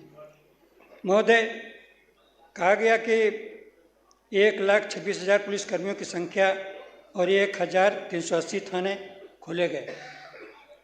मैं समझता हूँ कि अगर गृह मंत्री निःशुल्क प्राथमिकी दर्ज कराने की व्यवस्था कर दें तो यह बिहार वासियों के लिए अहोभाग्य, क्योंकि बिना पैसे का कोई FIR नहीं होता है।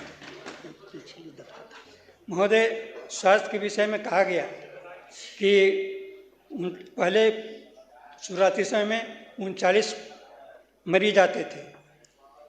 मैं समझता हूँ कि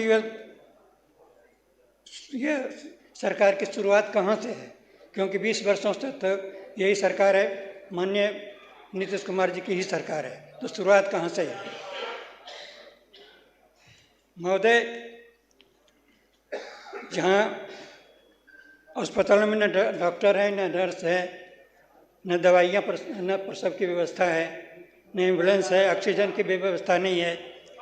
सरकार 27 जिलों में नए मेडिकल कॉलेज खोलने की बात कर रही है।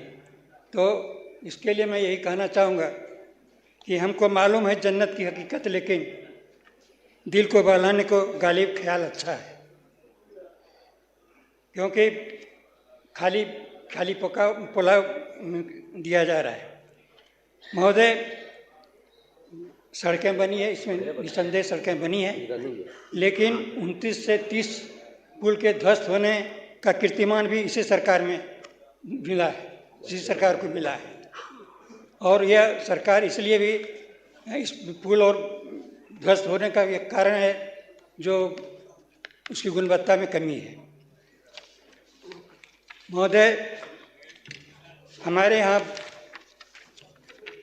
कटाव है और बहुत जोरों से कटाव है, और अहमदाबाद में बावला बनना है, मनिहारी में जुरियाई है, कटाव हो रहा है, लेकिन जो जल संसाधन विभाग के अभियंता इस कटाव से हाथ उठा चुके हैं कि भाई हम लोग को कोई भी पैसा ही नहीं है, हम लोग कहाँ से कटाव का व्यवस्था कर सकते हैं। यह महोदय, यह बहुत बड़ी व्यवस्था है कि अगर नहीं होगी तो पूरा का पूरा गांव कट जाएगा, और जो सरकार ने अभी भी जो व्यवस्था की है उसका भी खत्म हो जाएगा। महोदय, अंत में मैं ये कहना चाहता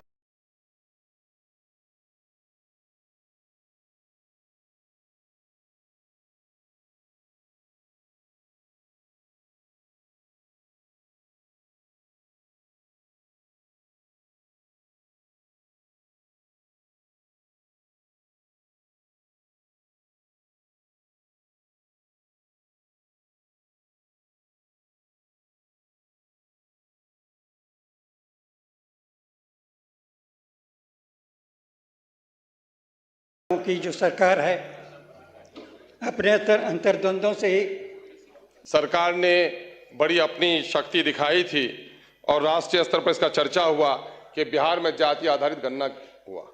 लगभग 500 करोड़ नकद और सरकारी कर्मियों के खर्च को जोड़ रहे तो 5,000 करोड़ का खर्च हुआ है।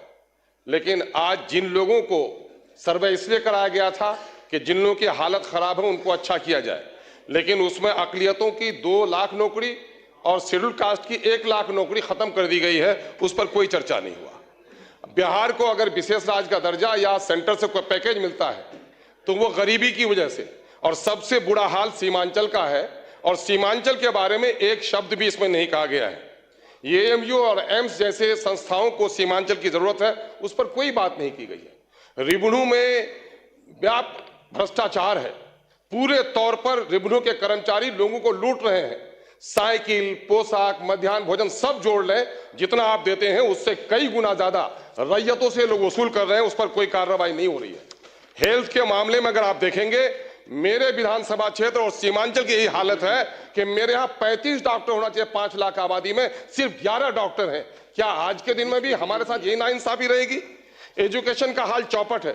यूरिया की कीमत अभी 350 में बैग मिल रही है। आपका सर एक मिनट तो आपके तरफ से कृपा कीजिए सर। माँ सब बच्चे से प्यार करती है, लेकिन कमजोर बच्चे का जरा ख्याल रखती है। महोदय, मैं आपसे कहना चाह रहा हूं, सीमांचल कटाव है और वहां पर कटाव के सिलसिले में कुछ भी काम नहीं हो पा रहा है। मैं आपको यह भी कहना चाहता हूं कि इस वक्त कब्रिस्तानों की घेराबंदी बड़ा काम नहीं है, मामला लॉ एंड ऑर्डर को दुरुस्त बनाना है। इस वक्त गरीबों को उजाड़ा जा रहा है और माननीय मैं गृह मंत्री से कहूंगा कि बुलडोजर एक खौफ का मामला हो गया है। कानून का राज जरूर स्थापित कीजिए, लेकिन बुलडोजर के नाम पर गरीबों को मत आप डराने का काम कीजिए। अमीरों के जो महल बने हैं गैर कानूनी तौर पर, उन पर बुलडोजर लगा दीजिएगा तो यकीनन है कि आपको हम लोग शाबाशी देंगे। लेकिन गरीबों की झोपड़ी को उजाड़ कर जिनको रोजगार नहीं दे पाए हैं, उनकी वैकल्पिक व्यवस्था कर दीजिए, फिर उनको उजाड़ने, उनको हटाने का काम कीजिए। बहुत बहुत महोदय, आपने समय दिया उसके लिए बहुत बहुत शुक्रिया।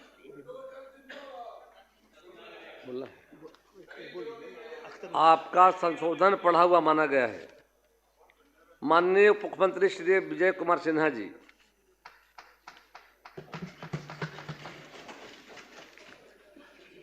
अध्यक्ष महोदय, मैं माननीय राज्यपाल के अभिभाषण के धन्यवाद प्रस्ताव के पक्ष में अपनी बात रखने को लिए खड़ा हुआ हूं। महोदय, छठ महापर्व के पावन पर्व की पवित्रता और शुद्धता के उपरांत लोकतंत्र का महापर्व बिहार की जनता को एक बड़ा अवसर प्रदान किया कि जिन बिहारियों को लोग कलंकित करने का प्रयास किया था, बदनाम करने का प्रयास किया था, उसके गौरव गाथा को मिटाने का, उसके सांस्कृतिक विरासत पर बार बार चोट करने का प्रयास किया था। लोकतंत्र के महापर्व पर हर बिहारी को गौरवान्वित होने का एक अवसर प्रदान किया और उस लोकतंत्र के महापर्व में बिहार की जनता ने चुनाव आयोग के शांतिपूर्ण, निष्पक्ष और सौहार्दपूर्ण समापन पर जो परिणाम दिया है, हर बिहारी गौरवान्वित है। बिहार की जनता का मैं हृदय से आभार और धन्यवाद देता हूं कि लोकतंत्र की जननी की ये पावन भूमि पर निवास करने वाले हर बिहारी देश को संदेश दिया। लोकतंत्र में विश्वास रखने वाले के सामने एक नजीर पेश किया कि जो भ्रम का वातावरण बनाते हैं, फ्रॉडिज्म की राजनीति कर, जाति के जहर के लहर के कहर से सामाजिक सौहार्द को बिगाड़ते हैं, उसको भी सबक सिखा दिया। ये बिहार की जनता लोकतंत्र को किस रूप में मजबूती प्रदान किया है महोदय, मैं पक्ष विपक्ष के माननीय सदस्यों के साथ तमाम लोकतंत्र को मजबूती प्रदान करने वाले लोगों को भी बधाई और धन्यवाद देता हूं। महोदय, इस बार का चुनाव कई मायने में ऐतिहासिक रहा। जन भागीदारी के मामले में इसने इतिहास रचा। करीब 68% लोगों ने अपने मताधिकार का प्रयोग किया। नारी शक्ति की भागीदारी ने देश के सामने एक नजीर पेश किया। 70% से अधिक महिलाओं की भागीदारी। इस बिहार की धरती, शक्ति की भूमि पर माता को गाली देने वाले लोगों को भी तमाचा मारा। जिनने माता को गाली दिया, देश के प्रधानमंत्री के मां को गाली दिया, उनको भी सबक सिखा दिया।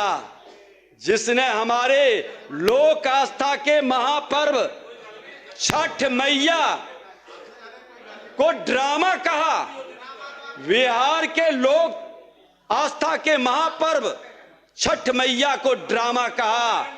छठ मैया का प्रकोप आज सदन में सिमट गए एक कॉर्नर में।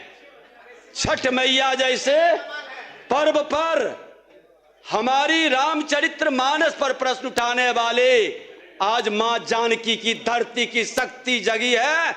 और अयोध्या भक्ति की भूमि अगर जो है तो मेरा मां जानकी का धरती शक्ति की भूमि है।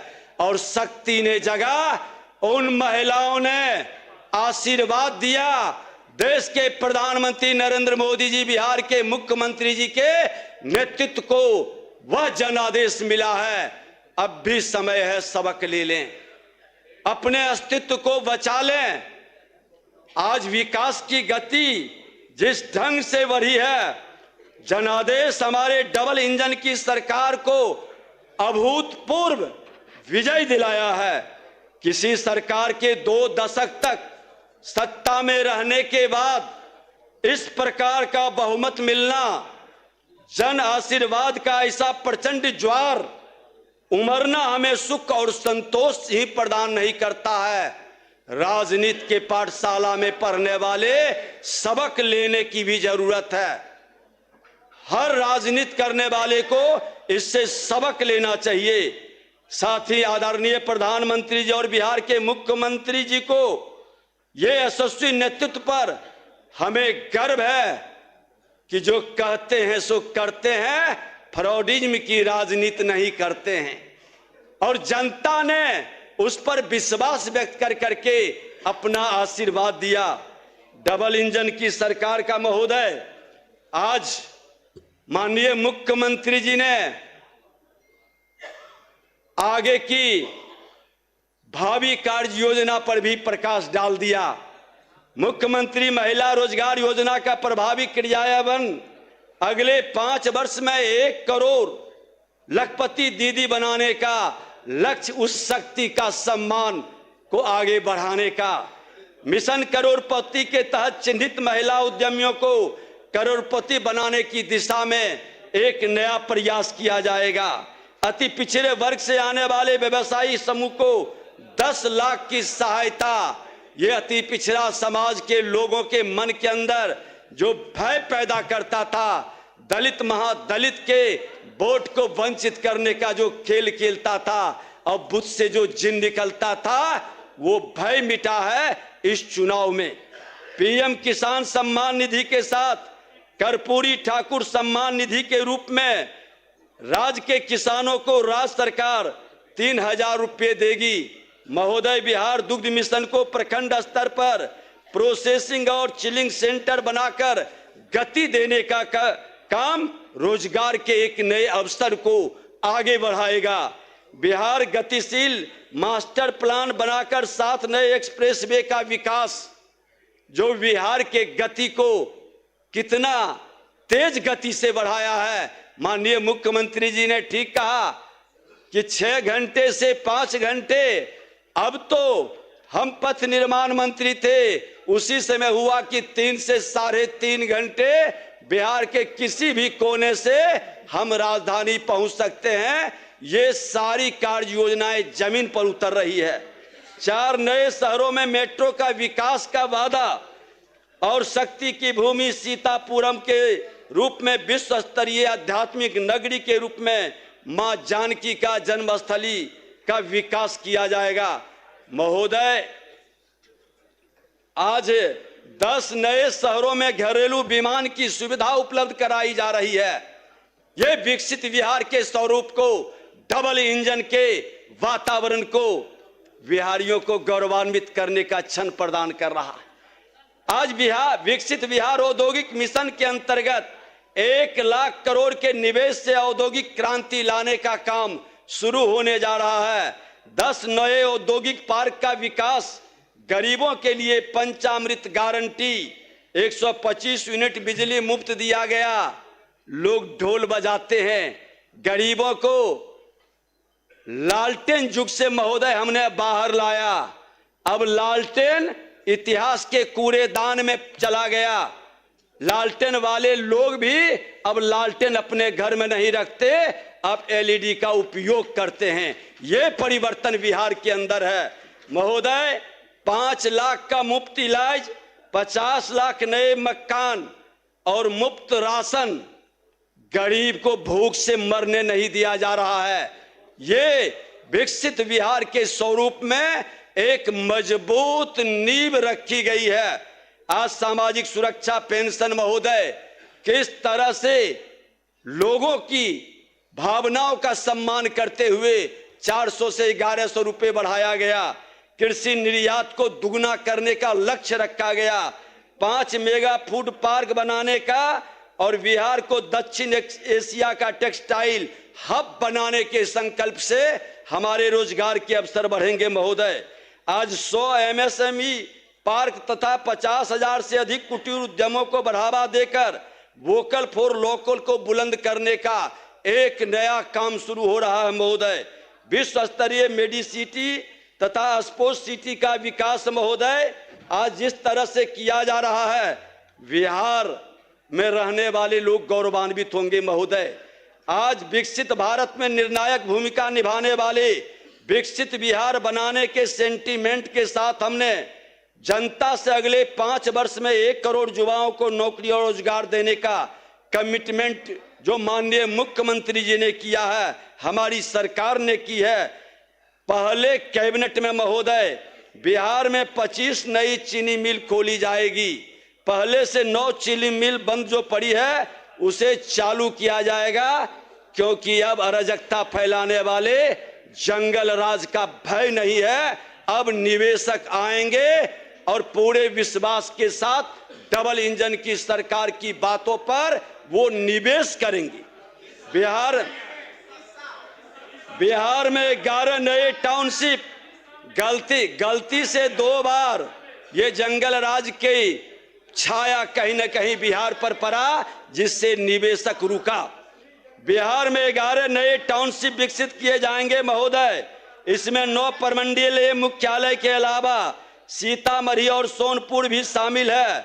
बिहार को पूर्वी भारत का टेक हब के रूप में विकसित करने के उद्देश्य से defence corridor, semiconductor manufacturing park, global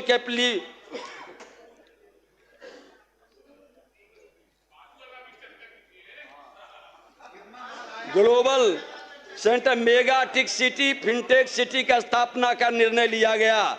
Bihar को न्यू एज इकोनॉमी के अंतर्गत एक वैश्विक bank and hub global park place के रूप में विकसित करने के लिए उच्च स्तरीय कमेटी का गठन भी किया जा रहा है। स्टार्टअप एवं अनयूज इकोनॉमी क्षेत्र के रोजगार देने वाली गतिविधियों के विस्तार के उच्च स्तरीय कमेटी का गठन। बिहार आर्टिफिशियल इंटेलिजेंस मिशन की स्थापना भी की जा रही है महोदय। बालू वाले लोग बालू की चाहत की जो भावना रखते हैं, तो मैं उनको बता देना चाहता हूं कि जिस बालू के मामले में नरसंहार होता था, आप यहां थे और मैं वहां बैठा था। 1000 राउंड गोली इसी कोइलवर में चली थी। 3 दिन सदर के अंदर प्रश्न उठा था, हंगामा हुआ था। आज बता रहे हैं, धैर्य से सुनिए। आज उस गोली कांड का एक भी साल भर में घटना नहीं घटित हुआ और राजस्व 117% बढ़ाया महोदय।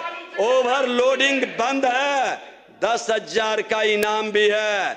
गड़बड़ करेंगे तो अंदर भी जाएंगे। और हर्ष फायरिंग नहीं, वह पटाखा फोड़ने का और उसकी जांच भी हुआ है। और अगर जो इस तरह ये जंगल राज वाले लोग को खुला चुनौती है कि जाकर के रोज वो जो पटाखा उस दिन फूटा है रोज शादी में वो फोड़ रहा है। ये पूरा बिहार, वहां का प्रशासन और आपके विपक्ष के लोग ने भी बयान दिया है।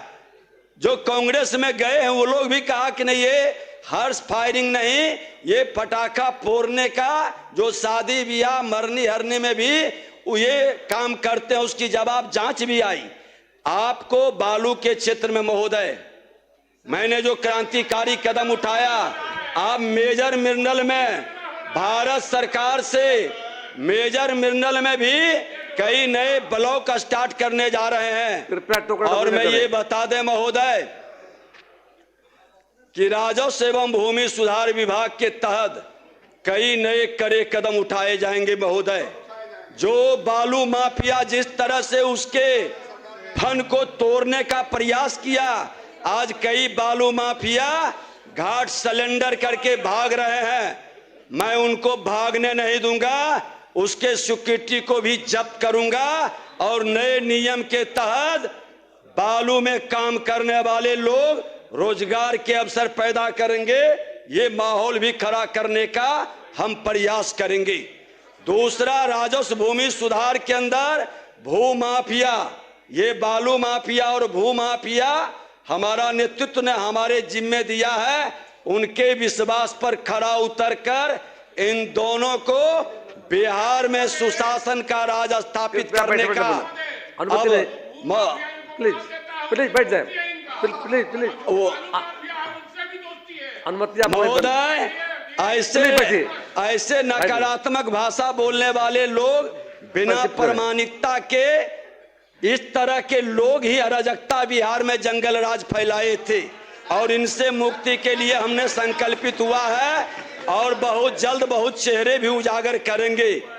जिनका खेल बालू माफिया, भू माफिया या दारू माफिया, मैं शोर नहीं मचाता, जमीन पर काम करके उनके छाती पर बुलडोजर चलाएंगे ताकि उनको सबक मिल सके। ये व्यवस्था मैं जरूर बनाऊंगा महोदय। और एनडीए सरकार के परेशानी घबराए, जो अच्छा काम करेंगे उनको घबराने की जरूरत नहीं है। कृपया संक्षिप्त जो अच्छा काम करेंगे उनको घबराने की जरूरत नहीं है। बैठे ना बोले, परेशानी आपका झलक रहा है, ये हम देख रहे हैं। कृपया टोका-टोकी न करें, बैठे ना बोले। सुशासन के साथ विकसित बिहार बनाने के संकल्प को सरकार साकार करेगी। डबल इंजन की सरकार प्रधानमंत्री और मुख्यमंत्री के नेतृत्व में आगे बढ़ेगा। इसी के साथ पुनः सभी माननीय सदस्य जो नए आए हैं उनका अभिनंदन, उज्जवल भविष्य की कामना। और मैं कहूंगा, जब मौसम बदलता है महोदय, मौसम बदलता है तो मौसम के अनुसार वस्त्र पहनता है, खान पान बदलता है, रहन सहन बदलता है। जो नहीं बदलेंगे वो जरूर बीमार पड़ेंगे। मित्र के नाते सलाह है कि मौसम बदला है, सुशासन की सरकार, न्याय के साथ विकास, सबका साथ सबका विकास के भाव में आप अपने अराजकता की मानसिकता से बाहर निकलकर विकसित बिहार बनाने में सहयोग करें। आप उसमें अपनी भागीदारी करें, हमारी यही शुभकामना है। बहुत बहुत धन्यवाद। माननीय सदस्य श्री राजू तिवारी जी, आपका समय 4 मिनट है। 5 मिनट सर, 5 मिनट है, 4 मिनट उनका हम दिए हैं हमारे सदस्य। अध्यक्ष महोदय, आपने हमको बोलने का मौका दिया, इसके लिए बहुत बहुत धन्यवाद। और साथ साथ मैं जिस विधानसभा गोविंदगंज से चुन के आया हूं, वहां के देवतुल्य जनता का और वहां बाबा सोमेश्वर नाथ की कृपा आशीर्वाद से मैं सदन में पहुंचा हूं और अपने नेता आदरणीय चिराग पासवान जी को आशीर्वाद से, उनके नेतृत्व में। अध्यक्ष महोदय, मैं कहना चाहता हूं, इस सदन में राज्यपाल के अभिभाषण के पक्ष में हमको बोलने का मौका दिया है आपने। अभी इस सदन में हम सुन रहे थे, हमारे मुख्यमंत्री जी के बोलने के बाद नेता प्रतिपक्ष के स्थान पर हमारे भाई माननीय कुमार सर्वजीत जी बोल रहे थे। हमको याद है कि कुमार सर्वजीत जी पहली बार इस सदन के सदस्य हुए थे, उसमें हमारे नेता, हमारे पार्टी के संस्थापक पद्मभूषण रामविलास पासवान जी के आशीर्वाद से ये पहली बार इस सदन में आए थे। तो हमको बड़ा अच्छा लगता कि ये हमारे संस्थापक पद्मभूषण रामविलास पासवान जी के प्रति भी थोड़ी कृतज्ञता व्यक्त कर दिए होते तो बड़ा खुशी होता सर्वजीत जी से। लेकिन ये लगातार सरकार की नीति अरे भाई, सरकार 20 साल से माननीय मुख्यमंत्री जी के नेतृत्व में काम कर रही है और देश में ऐसा मुख्यमंत्री हमारे माननीय मुख्यमंत्री जी हैं जिनकी लोकप्रियता दिन प्रतिदिन बढ़ रही है और जनता ने उनको हमेशा आशीर्वाद दिया है।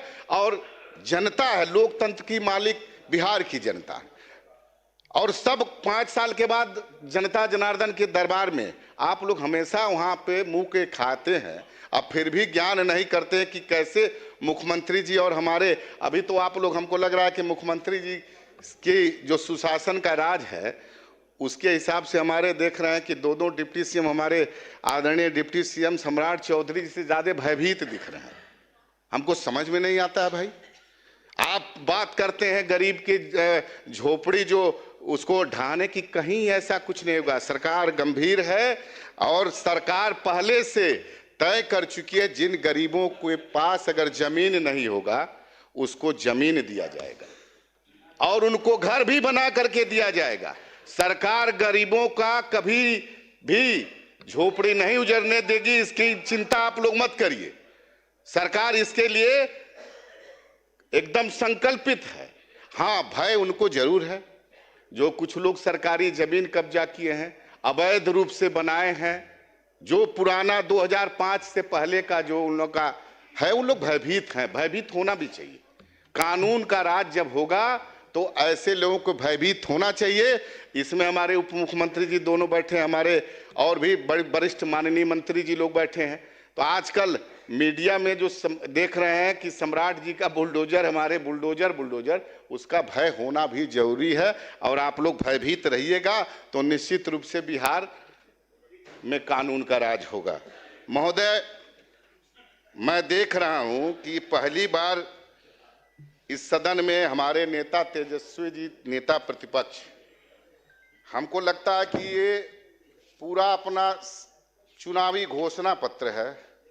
अभी हमारे सीनियर हम लोग के आदरणीय मंत्री जी बोल रहे थे कि पता नहीं किस नियमावली 89, ये पूरा घोषणा पत्र है। अरे भाई, ये घोषणा पत्र को अभी जनता जनार्दन ने विधिवत रूप से खारिज कर दिया है।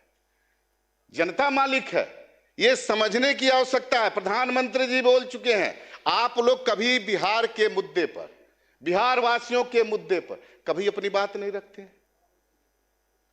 और बिहार में काम आप देख लीजिए, किस क्षेत्र में जहां भी जाइएगा काम हो रहा है। मुख्यमंत्री जी के नेतृत्व में डबल इंजन की सरकार है।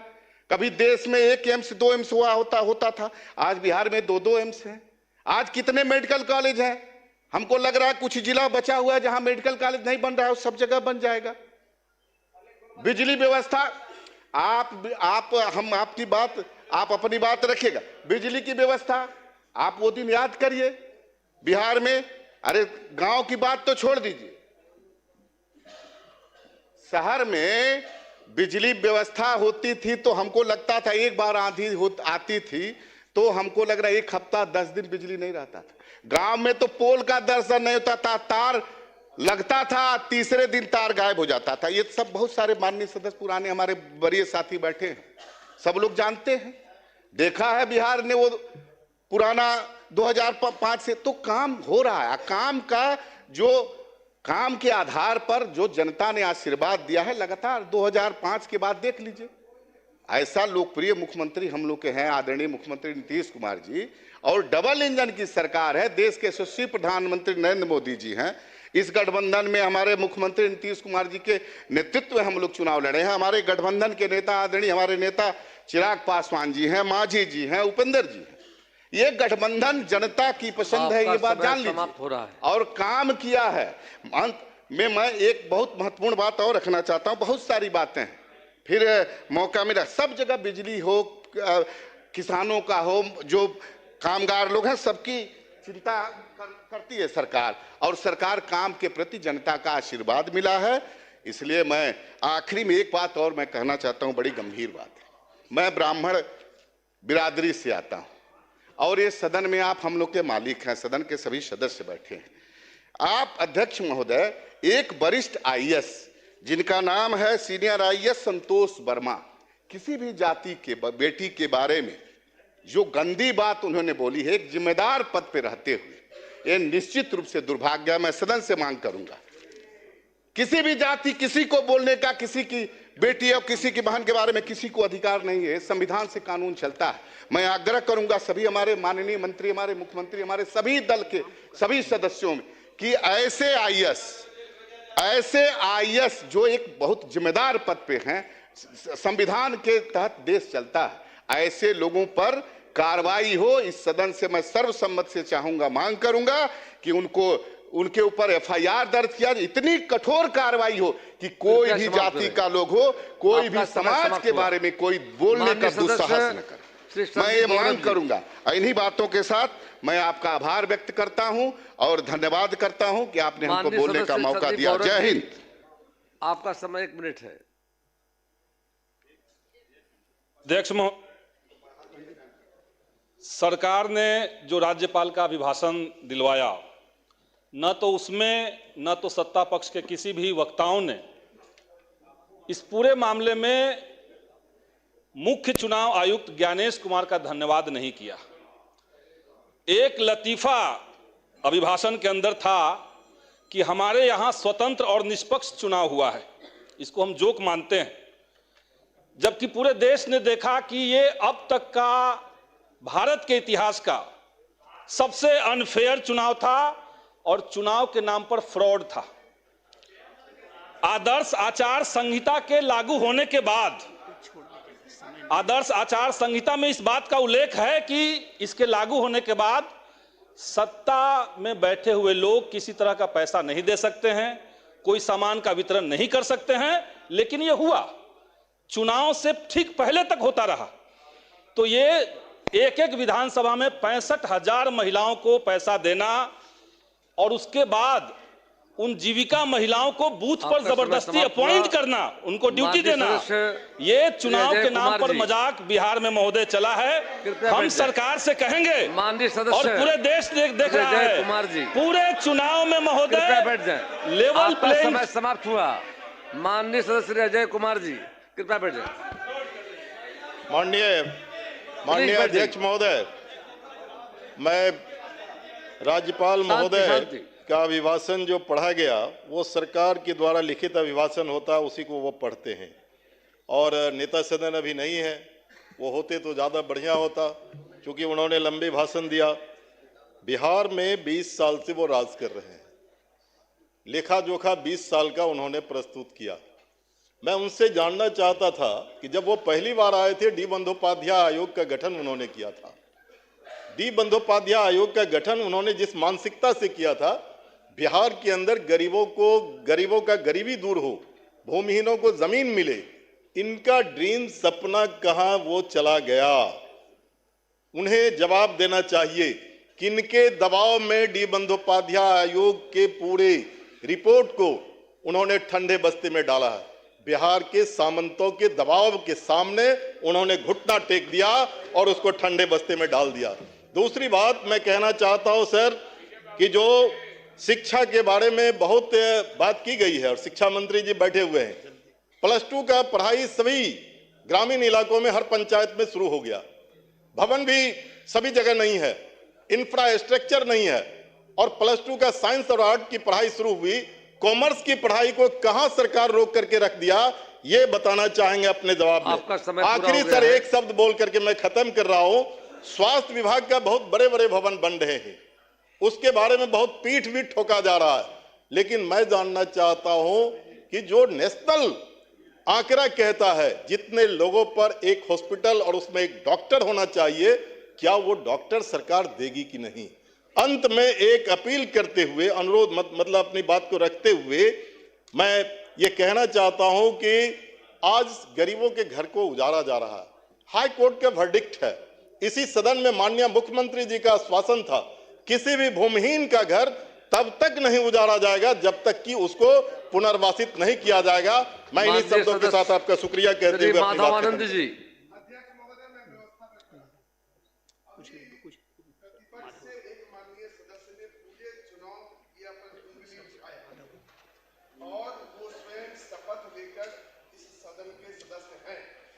अगर चुनाव प्रक्रिया अनफेयर हुआ, ऐसा वो महसूस करते हैं, तो उनको सदन से त्याग पत्र देकर चला जाना चाहिए और सदन में अगर रहना है माननीय तो सदस्य उन्हें अपने श्री माधव आनंद जी, विरोध व्यक्त करना चाहिए। आपका समय 2 मिनट है। अध्यक्ष जी, सबसे पहले तो मैं आपको सबसे शांत हो जाइए। माननीय अध्यक्ष जी, सबसे पहले तो मैं आपको धन्यवाद देना चाहूँगा कि महामहिम राज्यपाल के अभिभाषण पे मुझे बोलने का मौका दिया। साथ ही साथ एनडीए के सभी शीर्ष नेतृत्व और मैं अपनी पार्टी राष्ट्रीय लोक मोर्चा के राष्ट्रीय अध्यक्ष जी को भी धन्यवाद देना चाहता हूं कि उनके कारण मैं पहली बार इस विधानसभा का सदस्य के रूप में यहाँ आया हूँ। अध्यक्ष जी, मैंने देखा है 2005 से पहले का भी बिहार देखा था और उस समय मैं छात्र जीवन में था। उस समय की क्या स्थिति थी और जो स्थिति थी वह भयावह स्थिति थी। और मैं, क्योंकि 2 मिनट का ही वक्त है सर, लेकिन आपसे हम लोग को संरक्षण मिलेगा क्योंकि पहली बार मौका मिला है, तो हो सकता है 5-10 सेकंड आगे पीछे हो जाए। 2005 से पहले की जो स्थिति थी सर, जब हम लोग छात्र जीवन में थे, जब हम लोग दिल्ली गए थे, तो उस समय बिहारी के नाम पे कितना हम लोग को प्रताड़ित किया जाता था। बिहारी लोग जो ही समझते थे कि हम लोग बिहार से आए हैं, तो लोग मकान किराए पर देने के लिए तैयार नहीं थे। तरह तरह की आलोचनाओं का सामना करना पड़ता था। लेकिन जब 2005 में जब सरकार बनी नीतीश जी की, और उसके बाद से जो परसेप्शन चेंज हुआ अपने बिहारियों को लेकर, आज मैं गर्व से कहता हूं, जब पासपोर्ट पे भी लिखता हूं कि हम बिहार के हैं तो गर्व के साथ लिखते हैं। आदरणीय नीतीश कुमार जी ने 2 बहुत महत्वपूर्ण काम किए अध्यक्ष जी। एक तो जंगल राज से बिहार को बाहर निकाला और दूसरा हर घर में जो है सो बिजली पहुंचाने का काम किया। 2005 से पहले हम लोग भी जब गांव जाते थे तो लालटेन में पढ़ना पड़ता था। अब तो मुझे लगता है लालटेन की कहीं आवश्यकता नहीं है। थोड़े बहुत घर में जो लालटेन की आवश्यकता है वही लालटेन के समर्थक हो सकते हैं और हर घर में जैसे बिजली आदरणीय नीतीश कुमार जी ने पहुंचाने का काम किया। यह जो 5 साल का कार्यकाल है, जो अपनी एनडीए की सरकार है, मुझे पूर्ण विश्वास और मेरी पार्टी को भी पूरा विश्वास है, यह जो 5 साल होगा बिहार के विकास का स्वर्णिम काल होगा। बहुत सारे युवा साथी यहाँ आए हैं चुन के, सबका लाभ मिलेगा। और जिस तरह कैबिनेट की पहली बैठक में ही जिस तरह की योजनाओं को जैसे अनाउंस किया गया, चीनी उद्योग को बढ़ावा देने के लिए, और मैं एक बात कहना चाहता हूं नए गृह मंत्री जी से, अगर राज्य के हित में कोई भी निर्णय लेने पड़े, थोड़ा बहुत कठिनाई लोगों को हो सकती है, लेकिन लंबे टर्म के लिए सबको फायदा मिलेगा। आप लेते रहिए और बिहार का विकास इसी तरह करते रहिए। जय हिंद। माननीय मंत्री संसदीय कार्य विभाग, माननीय मंत्री संसदीय कार्य विभाग विजय चौधरी जी। अध्यक्ष महोदय, जो अभी जिस प्रस्ताव पे हम लोग चर्चा कर रहे हैं, महामहिम ने जो हम लोगों के संयुक्त अधिवेशन को संबोधित किया है, हम भी जो प्रस्ताव है और माननीय मुख्यमंत्री जी ने जो बातें कही हैं, हम भी उस प्रस्ताव के पक्ष में बोलना के लिए हम खड़े हुए हैं। और महोदय, प्रस्ताव के पक्ष में इसलिए बोल रहे हैं कि ये कोई सिर्फ एक परंपरा नहीं है कि महामहिम आते हैं और संयुक्त अधिवेशन को संबोधित करते हैं। ये सिर्फ परंपरा का निर्वहन नहीं है, बल्कि एक बड़े संवैधानिक सिद्धांत का प्रतिपादन है। महोदय, हमारा संविधान कहता है कि राज्य की, या केंद्र में भी वही चीज़ है कि राज्य की कार्यपालिका विधायिका के प्रति जिम्मेदार होगी और महामहिम कार्यपालिका के प्रधान होते हैं। उस हैसियत से जब कभी कोई नए सदन का गठन होता है या फिर प्रतिवर्ष जब साल का पहली बैठक होती है सदन की, उसमें महामहिम आके सरकार की नीतियों को, कार्यक्रमों को, उपलब्धियों को, भविष्य की योजनाओं को सदन में बताते हैं। मतलब कार्यपालिका के प्रधान होने के नाते वो विधायिका के प्रति उत्तरदायित्व का परिचय देते हैं कि हम आपको जवाब देने के लिए बाध्य हैं, इसलिए हम आपको सारी जानकारी दे रहे हैं। ये संवैधानिक जो सिद्धांत है उसका प्रतिपादन होता है।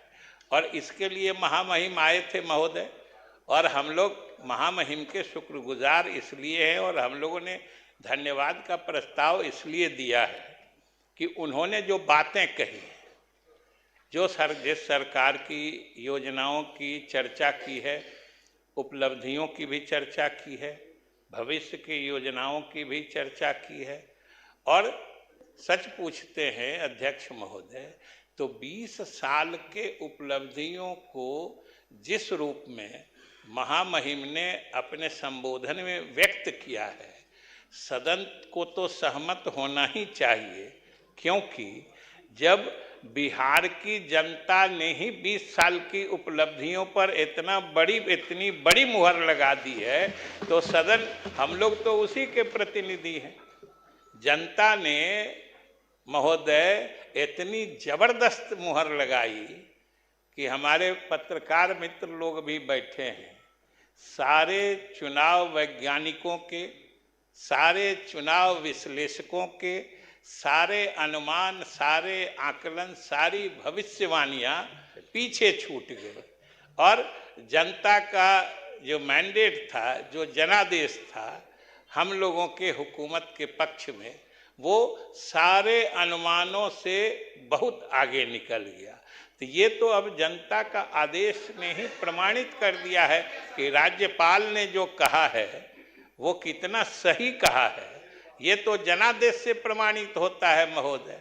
और आजकल एक और चीज हम देखते हैं, बहुत लोग को महिला के बारे में संदीप जी भी बोल रहे थे, वैसे जो चुनाव आयोग की घोषणा के बाद जो ये रुकावट होती है आचार संहिता में, वो नई योजना के बारे में होती है।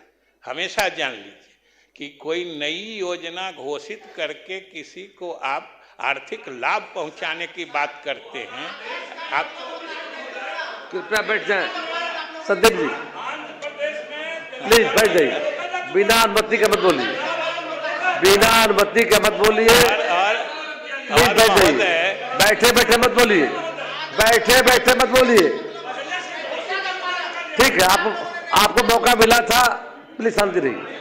और महोदय अगर ऐसी बात हो तो सरकार के लाखों कर्मचारी हैं, जब चुनाव की घोषणा हो जाए, आचार संहिता लागू हो जाए, तो उनको महीने का वेतन भी नहीं दिया जाए कि वेतन दे देंगे तो अलग चीज है। और ये नई योजना के लागू करने के बाद योजना को ऑन गोइंग चालू योजना में देने में कोई रुकावट नहीं है, कोर्ट का फैसला हो चुका है, ये जान लीजिए। नई योजना करके उसको रोकना, खैर महोदय उसमें नहीं बात जानी है। हम ये कह रहे थे महोदय कि हम दूसरी बात कर रहे थे, बिना अनुमति के न बोले, प्लीज बिना अनुमति के न बोले, आसन से अनुमति लेके बोले। मेरा हम दूसरी बात कर रहे थे, हम तो सिर्फ एक उदाहरण दे रहे थे कि आजकल इस जनादेश के एक अति सरलीकृत व्याख्या का प्रचलन हो गया कि सारे इस जनादेश के मूल में इनको सिर्फ महिला रोजगार योजना ही दिखती है महोदय। बल्कि जान लीजिए वो तो तात्कालिक कारण थे, इसके बुनियादी कारण 20 साल की उपलब्धियां हैं। 20 साल में आप लोग तो SIR करते करते हमारे जो मुख्य चुनाव आयुक्त हैं ज्ञानेश कुमार जी, उनकी विश्वसनीयता इतनी बढ़ा दी कि वो अंतर्राष्ट्रीय चुनावी संस्था के प्रधान नियुक्त हो गए। ये समझ लीजिए। आप लोग तो इतना महोदय, इतना मिथ्या फरेबी आरोप इन्होंने ज्ञानेश कुमार पे लगाया, एक मिसाल नहीं दे पाए, एक उदाहरण नहीं दे पाए, लेकिन कितना वोट चोरी का नारा लगाए, एक वोट चोरी साबित कर सके। और यही हमारे मुख्य चुनाव आयुक्त का सबसे बड़ा प्रमाण पत्र हो गया, और आज वो अंतर्राष्ट्रीय संस्था के प्रधान बन गए महोदय ज्ञानेश कुमार। और हम तो ये कह रहे थे कि भाई ये 20 साल की उपलब्धियां हैं, पूरे चुनाव में एक कोने से नहीं आवाज आ रही थी जो सरकार या मुख्यमंत्री के खिलाफ एक आवाज थी। मुझे याद है यहीं पे 2 साल पहले करीब, अरे बच्चे न, आप बोल रहे थे तो हम बोल रहे थे। संदीप जी प्लीज, संदीप जी बिना अनुमति के न बोले। महोदय आसन से अनुमति लेने पर बोल रहे थे तो हम टोका नहीं करे। महोदय प्लीज, हमको याद है इसी सदन में 2 साल पहले नेता प्रतिपक्ष यहाँ भी बोले थे और बाहर भी बोलते थे हमारे मुख्यमंत्री के बारे में कि ये अब थक गए, इनको आराम करना चाहिए। उसी दिन हमने कहा था आपको कि डॉक्टर हरवंश राय बच्चन की 2 पंक्तियां सुनाई थी कि अभी कहाँ आराम बदा है, ये सब बातें छलना है, अभी तो इनको मीलों चलना है। और आज ये सोच महोदय कि ये मीलों चल के आज मकबूलियत का वो मुकाम हासिल कर लिए हैं कि आने वाली पीढ़ियां रश्क करेंगी, उनको ईर्ष्या होगी राजनीतिक पीढ़ी में 10-20 साल बाद कि राजनीतिक पीढ़ियों के मन में ये इच्छा जगेगी जब आज का समय कल इतिहास बनेगा और हमारे नेता की उपलब्धियां पढ़ेगा, एनडीए सरकार की उपलब्धियां पढ़ेगा, उनके मन में ये भाव जगेगा काश हमारे जमाने में भी एक ऐसा नेता होता। ये महोदय ये हमारे नेता की उपलब्धियां हैं। और महोदय अंत में, क्योंकि समय नहीं है, हमारे उप मुख्यमंत्री जी को भी बोलना है और अंत में सिर्फ अब तो एसआईआर पर हम क्या बोले, अब तो एसआईआर पर तो उसको अंत में महोदय समय कम है, इसलिए यही कहेंगे कि इस प्रचंड जनादेश के आलोक में हमें अपने जिम्मेदारियों का एहसास भी है।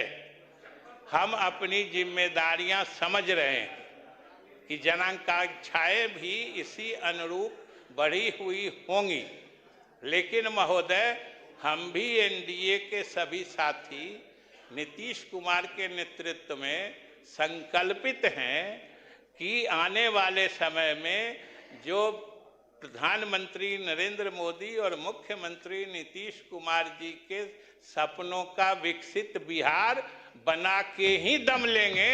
ये हम लोग भी संकल्पित है महोदय। और आपका इशारा सिर हिला रहे हैं हमको बैठने के लिए, तो हम बैठ जाते हैं। बहुत बहुत धन्यवाद। माननीय सदस्य श्री सतीश कुमार सिंह यादव जी, आपका समय 1 मिनट है। नहीं,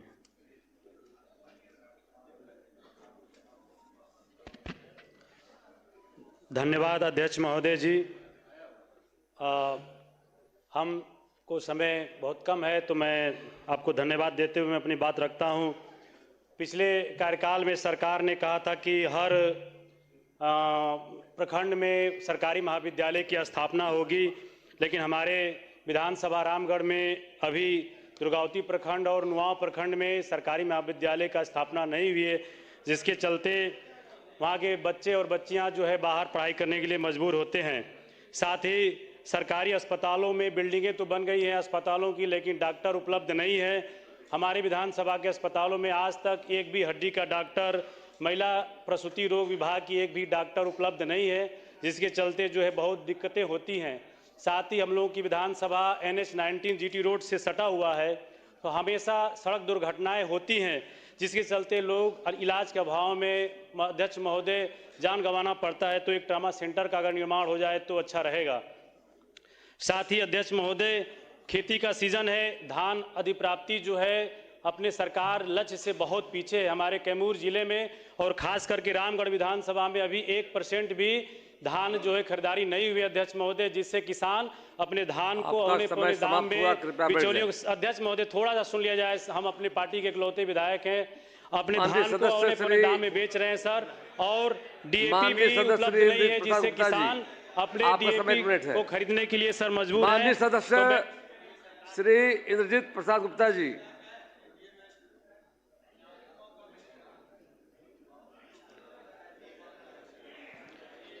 Thank you, Mr. Speaker. I stand here to support the speech of Honorable Governor and oppose the speech as well. समय बहुत कम है, मैं सीधा माननीय गृह मंत्री से मुखातिब होना चाहता हूं। बोलिए दबा हो आप इधर देखिए, लेकिन आप हिंदी में बोले जो गुप्ता जी आसन। माननीय गृह मंत्री सम्राट चौधरी जी से हम बात करना चाहते हैं। सम्राट जी, आप मजबूत आदमी हैं।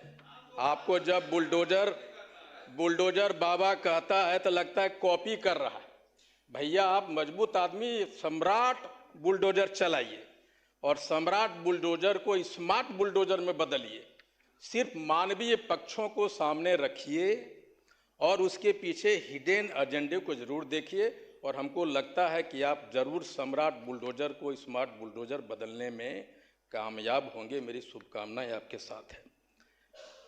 And with total conviction and with no hesitation I admit कि माननीय मुख्यमंत्री जी ने वीमेन एम्पावरमेंट में जबरदस्त काम किया, इसमें कोई दो राय नहीं। उन्होंने 50% आरक्षण दिया है, महिला पुलिस बल को पूरे देश में सबसे ऊपर किया है, ये बड़ी गौरवान्वित बात है। 35% आरक्षण दिया, मैं इसको एडमायर करता हूँ, इसको एक्नॉलेज भी करता हूँ। लेकिन जब हर घर हर महिला को रोजगार देने की बात आपने कही है और 1,56,00,000 महिलाओं को आपने दिया है, लेकिन स्पीच में एक बात गवर्नर साहब ने कही कि जो अच्छा काम करेगा महिला उसको 1,90,000 देंगे। सर 1 मिनट, उसमें जो पेच है सरकार से हम ये जानना चाहते हैं, जो पेच है। सर 1 मिनट, सर इकलौता आदमी है सर, बड़ा गरीब आदमी, बोलने दीजिए सर। 1 मिनट और बोलने दीजिए सर। महिला का अधिकार मत छीनिए, महिला खड़ी हो गई। माननीय अध्यक्ष महोदय, मैं बाराचट्टी विधानसभा क्षेत्र की महान जनता को मैं धन्यवाद देती हूं तथा हम पार्टी की ओर से इस गरिमामयी सदन के माध्यम से माननीय राज्यपाल महोदय द्वारा प्रस्तुत प्रेरणादायी, दूरदर्शी एवं विकासोन्मुख अभिभाषण के लिए हार्दिक धन्यवाद ज्ञापन करती हूं और आपको भी विधानसभा अध्यक्ष बनने की ढेर सारी बधाई देती हूं। माननीय मुख्यमंत्री जी 10वीं बार मुख्यमंत्री बने, इसके लिए भी बधाई देती हूं। हमारे देश के यशस्वी प्रधानमंत्री को भी मैं धन्यवाद देती हूं। सभी माननीय विधायकगण को भी धन्यवाद। गृह मंत्री तथा उप मुख्यमंत्री महोदय को भी बहुत बहुत धन्यवाद। माननीय राज्यपाल महोदय के ने अभिभाषण में जिस प्रकार राज्य के सामाजिक, आर्थिक और प्रशासनिक विकास की समग्र तस्वीर प्रस्तुत की है, वह न केवल सरकार की उपलब्धियों को दर्शाती है बल्कि भविष्य की स्पष्ट दिशा भी तय करती है। यह अभिभाषण केवल औपचारिक वक्तव्य नहीं बल्कि राज्य के विकास का एक ठोस रोड मैप। आपका समय समाप्त हुआ, कृपया बैठ जाएं। अब सरकार को उत्तर होगा, आगे मौका मिलेगा, आगे फिर मौका मिलेगा। अब सरकार का उत्तर होगा माननीय उप मुख्यमंत्री श्री सम्राट चौधरी जी। माननीय अध्यक्ष महोदय, महामहिम राज्यपाल के अभिभाषण के धन्यवाद प्रस्ताव वाद विवाद में के सरकार के उत्तर की ओर से जवाब में और लगभग 14 माननीय सदस्यों ने, माननीय मुख्यमंत्री जी ने विशेष तौर पर अपनी बात रखी, माननीय उप मुख्यमंत्री विजय सिन्हा जी, माननीय मंत्री विजय चौधरी जी ने और कई माननीय सदस्य, लगभग 14 माननीय सदस्यों ने अपनी बात को रखा है।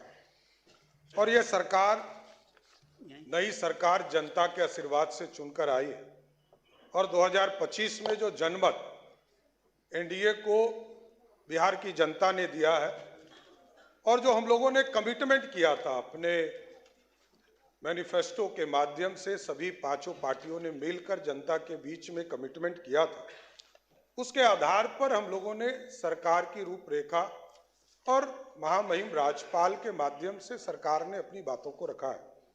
और पिछले 20 वर्षों में नीतीश कुमार जी ने जो पूरा सुशासन, बिहार में जो विकास की गति को आगे बढ़ाने का काम किया, उसकी भी पूरी रूपरेखा इस अभिभाषण के माध्यम से देने का काम किया। जहां हम मेडिकल के सेक्टर में 2005 में, अभी हमारे साथी मित्र सर्वजीत जी बोल रहे थे, बिहार में अंग्रेजों ने 2 मेडिकल कॉलेज बनाए थे और 4 कर्पूरी ठाकुर जी और संयुक्त सरकारों ने 1978 में बनाने का काम किया था, 78 और 67 में किया। उसके बाद कोई भी मेडिकल कॉलेज 1978-79 के बाद 2008 तक एक मेडिकल कॉलेज नहीं बना, चाहे वो कांग्रेस की सरकार रही हो या राष्ट्रीय जनता दल की सरकार रही हो, कभी बना नहीं। लेकिन आदरणीय मुख्यमंत्री नीतीश कुमार जी के नेतृत्व में जब एनडीए की सरकार बनी तो आज गर्व से कह सकते हैं कि लगभग 12 मेडिकल कॉलेज और 27 मेडिकल कॉलेज का प्रक्रिया आगे बढ़ाने का काम एनडीए की सरकार कर रही है। और कई चीजें हमारे विरोधी पक्ष के साथी ने आरोप लगाए, मैं क्योंकि हमारे सारे चीज हमारे माननीय मंत्री और माननीय विधायकों के माध्यम से आपके पास आया, मैं 2-3 चीजों पर बड़ा स्पष्ट बताना चाहता हूं। ये लोग बार बार बोलते हैं कि सुशासन, ये नीतीश कुमार जी ने सुशासन स्थापित किया। यहाँ कोई बुलडोजर इशू नहीं है, ना मेरा नाम बुलडोजर है, मैं सिर्फ सम्राट चौधरी के नाम से जाना जाता हूं, इतना स्पष्ट रहिएगा। और बिहार में न्यायालय ने तय किया है, न्यायालय ने ये पूरी व्यवस्था खड़ा किया, जिला प्रशासन को निर्देश दिया और सभी जगह जो अतिक्रमण है इसकी कार्रवाई चल रही। माफिया पे तो कार्रवाई होगा ही, चाहे वो जमीन माफिया हो, बालू माफिया हो, शराब माफिया हो, नीतीश कुमार जी के नेतृत्व में कोई बचेगा नहीं, इतना जरूर गारंटी देना चाहता हूं। और कोई भी गरीब हो, एकदम सरकार तो जमीन भी देती है। आदरणीय प्रधानमंत्री नरेंद्र मोदी जी के नेतृत्व में लगभग 60 लाख परिवार को पक्का मकान दिया गया, कभी जाति नहीं पूछा गया, धर्म नहीं पूछा गया, खाने के लिए अनाज हम देते हैं और लगभग 8.5 करोड़ लोगों को सीधा अनाज पहुंचाते हैं, कभी जाति धर्म नहीं पूछे जाते। और सारे चीजों को, वो तो आप माननीय विधायक हैं, वो ज्यादा जान रहे हैं, उचित फोरम पर आप दीजिए, जरूर जवाब मिलेगा। और जिनकी जहां भी अभी मनोहर जी ने कहा कि एफआईआर बिना पैसे का नहीं होता है, तो डीआईजी रहे हैं, लगातार पूरी जीवन जो है पुलिस में ही उन्होंने व्यतीत किया है, तो अपना अनुभव सरकार को शेयर कीजिए। एक एक व्यक्ति से भी पैसा लिया जाएगा तो जरूर उसको बर्खास्त करने का काम नीतीश कुमार की सरकार करेगा साथियों। और कुछ लोगों ने कहा कि रेलवे, अरे सरकार का दायित्व है, 2022 में लगभग 6000 स्पेशल ट्रेन चलाएगी, 2023 में लगभग 7500 रेलवे का स्पेशल ट्रेन चलाया गया, 2024 में आपको लगभग 9500 रेलवे का स्पेशल ट्रेन चलाया गया।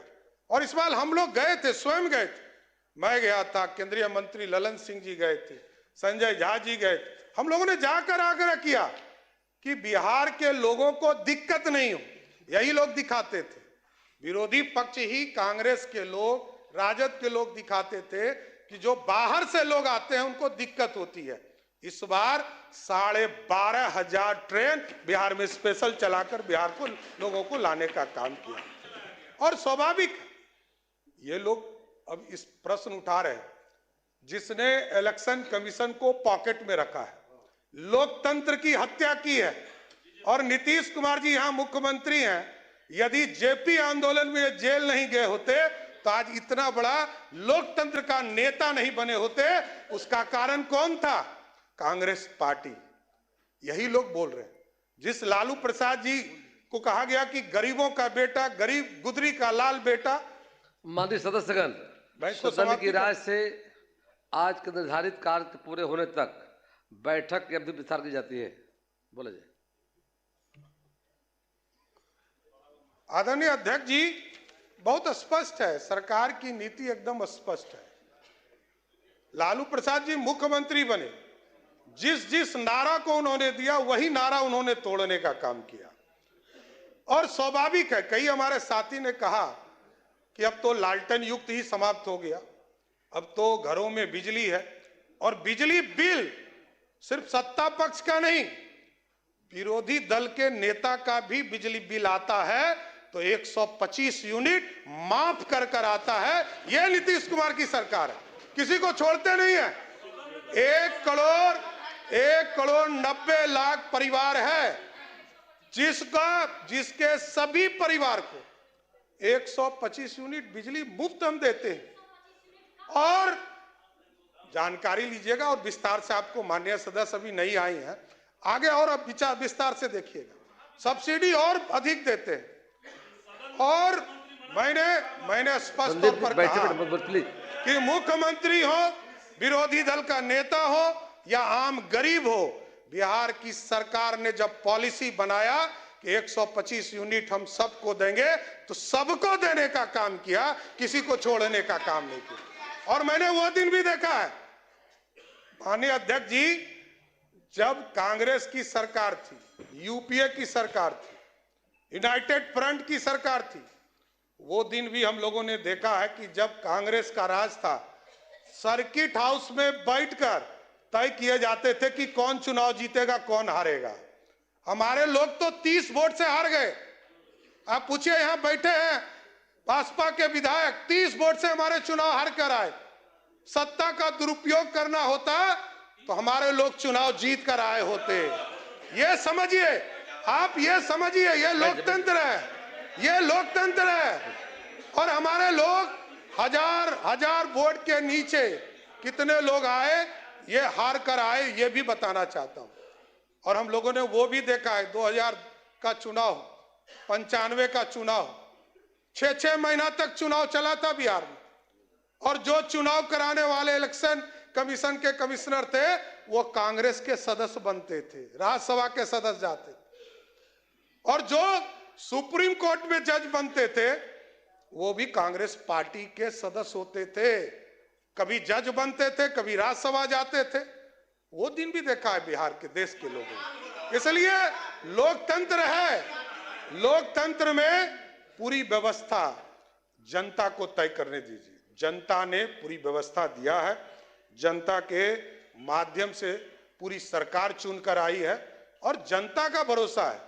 जनता ने 202 सीटें देकर बिहार में प्रचंड बहुमत नीतीश कुमार जी और मोदी जी को देने का काम किया। इसलिए हम लोगों ने तो पहले दिन से काम शुरू कर दिया है। अध्यक्ष महोदय, जब पहली कैबिनेट हुई तो न्यू टेक हब के लिए कमेटी बनाने का काम किया गया, न्यू एज इकोनॉमी के तौर पर एक कमेटी बनाने का काम किया गया, स्टार्टअप के पूरे ग्रुप्स को चलाने के लिए कमेटी बनाया गया, आर्टिफिशियल इंटेलिजेंस के लिए कैसे हम उसका प्रयोग कर सकते हैं, लोग दुरुपयोग नहीं करें। और हमने स्पष्ट तौर पर कहा है कि जो लोग मीडिया पर या सार्वजनिक स्थान पर किसी व्यक्ति को गाली देने का काम करेंगे, उसको जेल के अंदर जाना होगा, कोई बचा नहीं सकता है। आप सार्वजनिक गाली नहीं दे सकते हैं, यह अधिकार नहीं है। लोकतंत्र लोक लज्जा से चलता है, सबको यह व्यवस्था में आना पड़ेगा। इसलिए पूरी व्यवस्था लगातार नीतीश कुमार जी के नेतृत्व में चल रहा है। शुगर मिल के बारे में विजय जी ने बताया कि 25 शुगर मिल जो हमारे, उसमें से 9 जो बंद पड़े, उनको भी पूर्ण रूप से चालू करने का काम किया जाए। इसलिए माननीय सदस्यों ने अपनी बातों को रखा है और आगे भी हम लोग कई विस्तार से बातें चीज रखेंगे। लेकिन मैं अध्यक्ष जी आपके माध्यम से जरूर आग्रह करूंगा सभी माननीय सदस्यों से, कई लोग नए सदस्य हैं, सबको एक ट्रेनिंग भी दीजिए आगे के दिनों में कैसे लोकतंत्र चले और लोकतंत्र अच्छे से चले। लेकिन आज जरूर आग्रह करूंगा कि राज्यपाल अभिभाषण में जो आज वाद विवाद हुआ है, इसको आप लोग पारित करने का काम करें और महामहिम राज्यपाल को धन्यवाद देने का काम जरूर इस सदन करे। धन्यवाद। माननीय सदस्यगण, अब मैं संशोधन और मूल प्रस्ताव को लूंगा। क्या माननीय सदस्य श्री अख्तरुल इमान अपना संशोधन वापस लेना चाहते हैं? वापस लेने में कोई दिक्कत नहीं है सर। प्रश्न है कि सर एक बात तो कह लीजिए सर। अंत में सर एक बात माननीय तो कह लीजिए, श्री अख्तरुल इमान द्वारा प्रस्तुत सदनों को जोड़ा जाए। जो इस प्रस्ताव के पक्ष में है वहां कहें। हाँ, जो इस प्रस्ताव के विपक्ष में है ना कहें। मैं समझता हूं कि विपक्ष में बहुमत है, विपक्ष में बहुमत है, यह प्रस्ताव अस्वीकृत हुआ। अब मैं मूल प्रस्ताव को लेता हूं। प्रश्न यह है कि सदस्यगण इस अभिभाषण के लिए राज्यपाल के कृतज्ञ हैं। जो इस प्रस्ताव के पक्ष में हैं वे हाँ कहें, जो इस प्रस्ताव के विपक्ष में हैं वे ना कहें। मैं समझता हूं कि पक्ष में बहुमत है, पक्ष में बहुमत है, यह प्रस्ताव स्वीकृत हुआ। अब सभा की कार्यवाही शुक्रवार दिनांक 5 दिसंबर 2025 को 11 बजे पूर्वाह्न तक के लिए स्थगित की जाती है।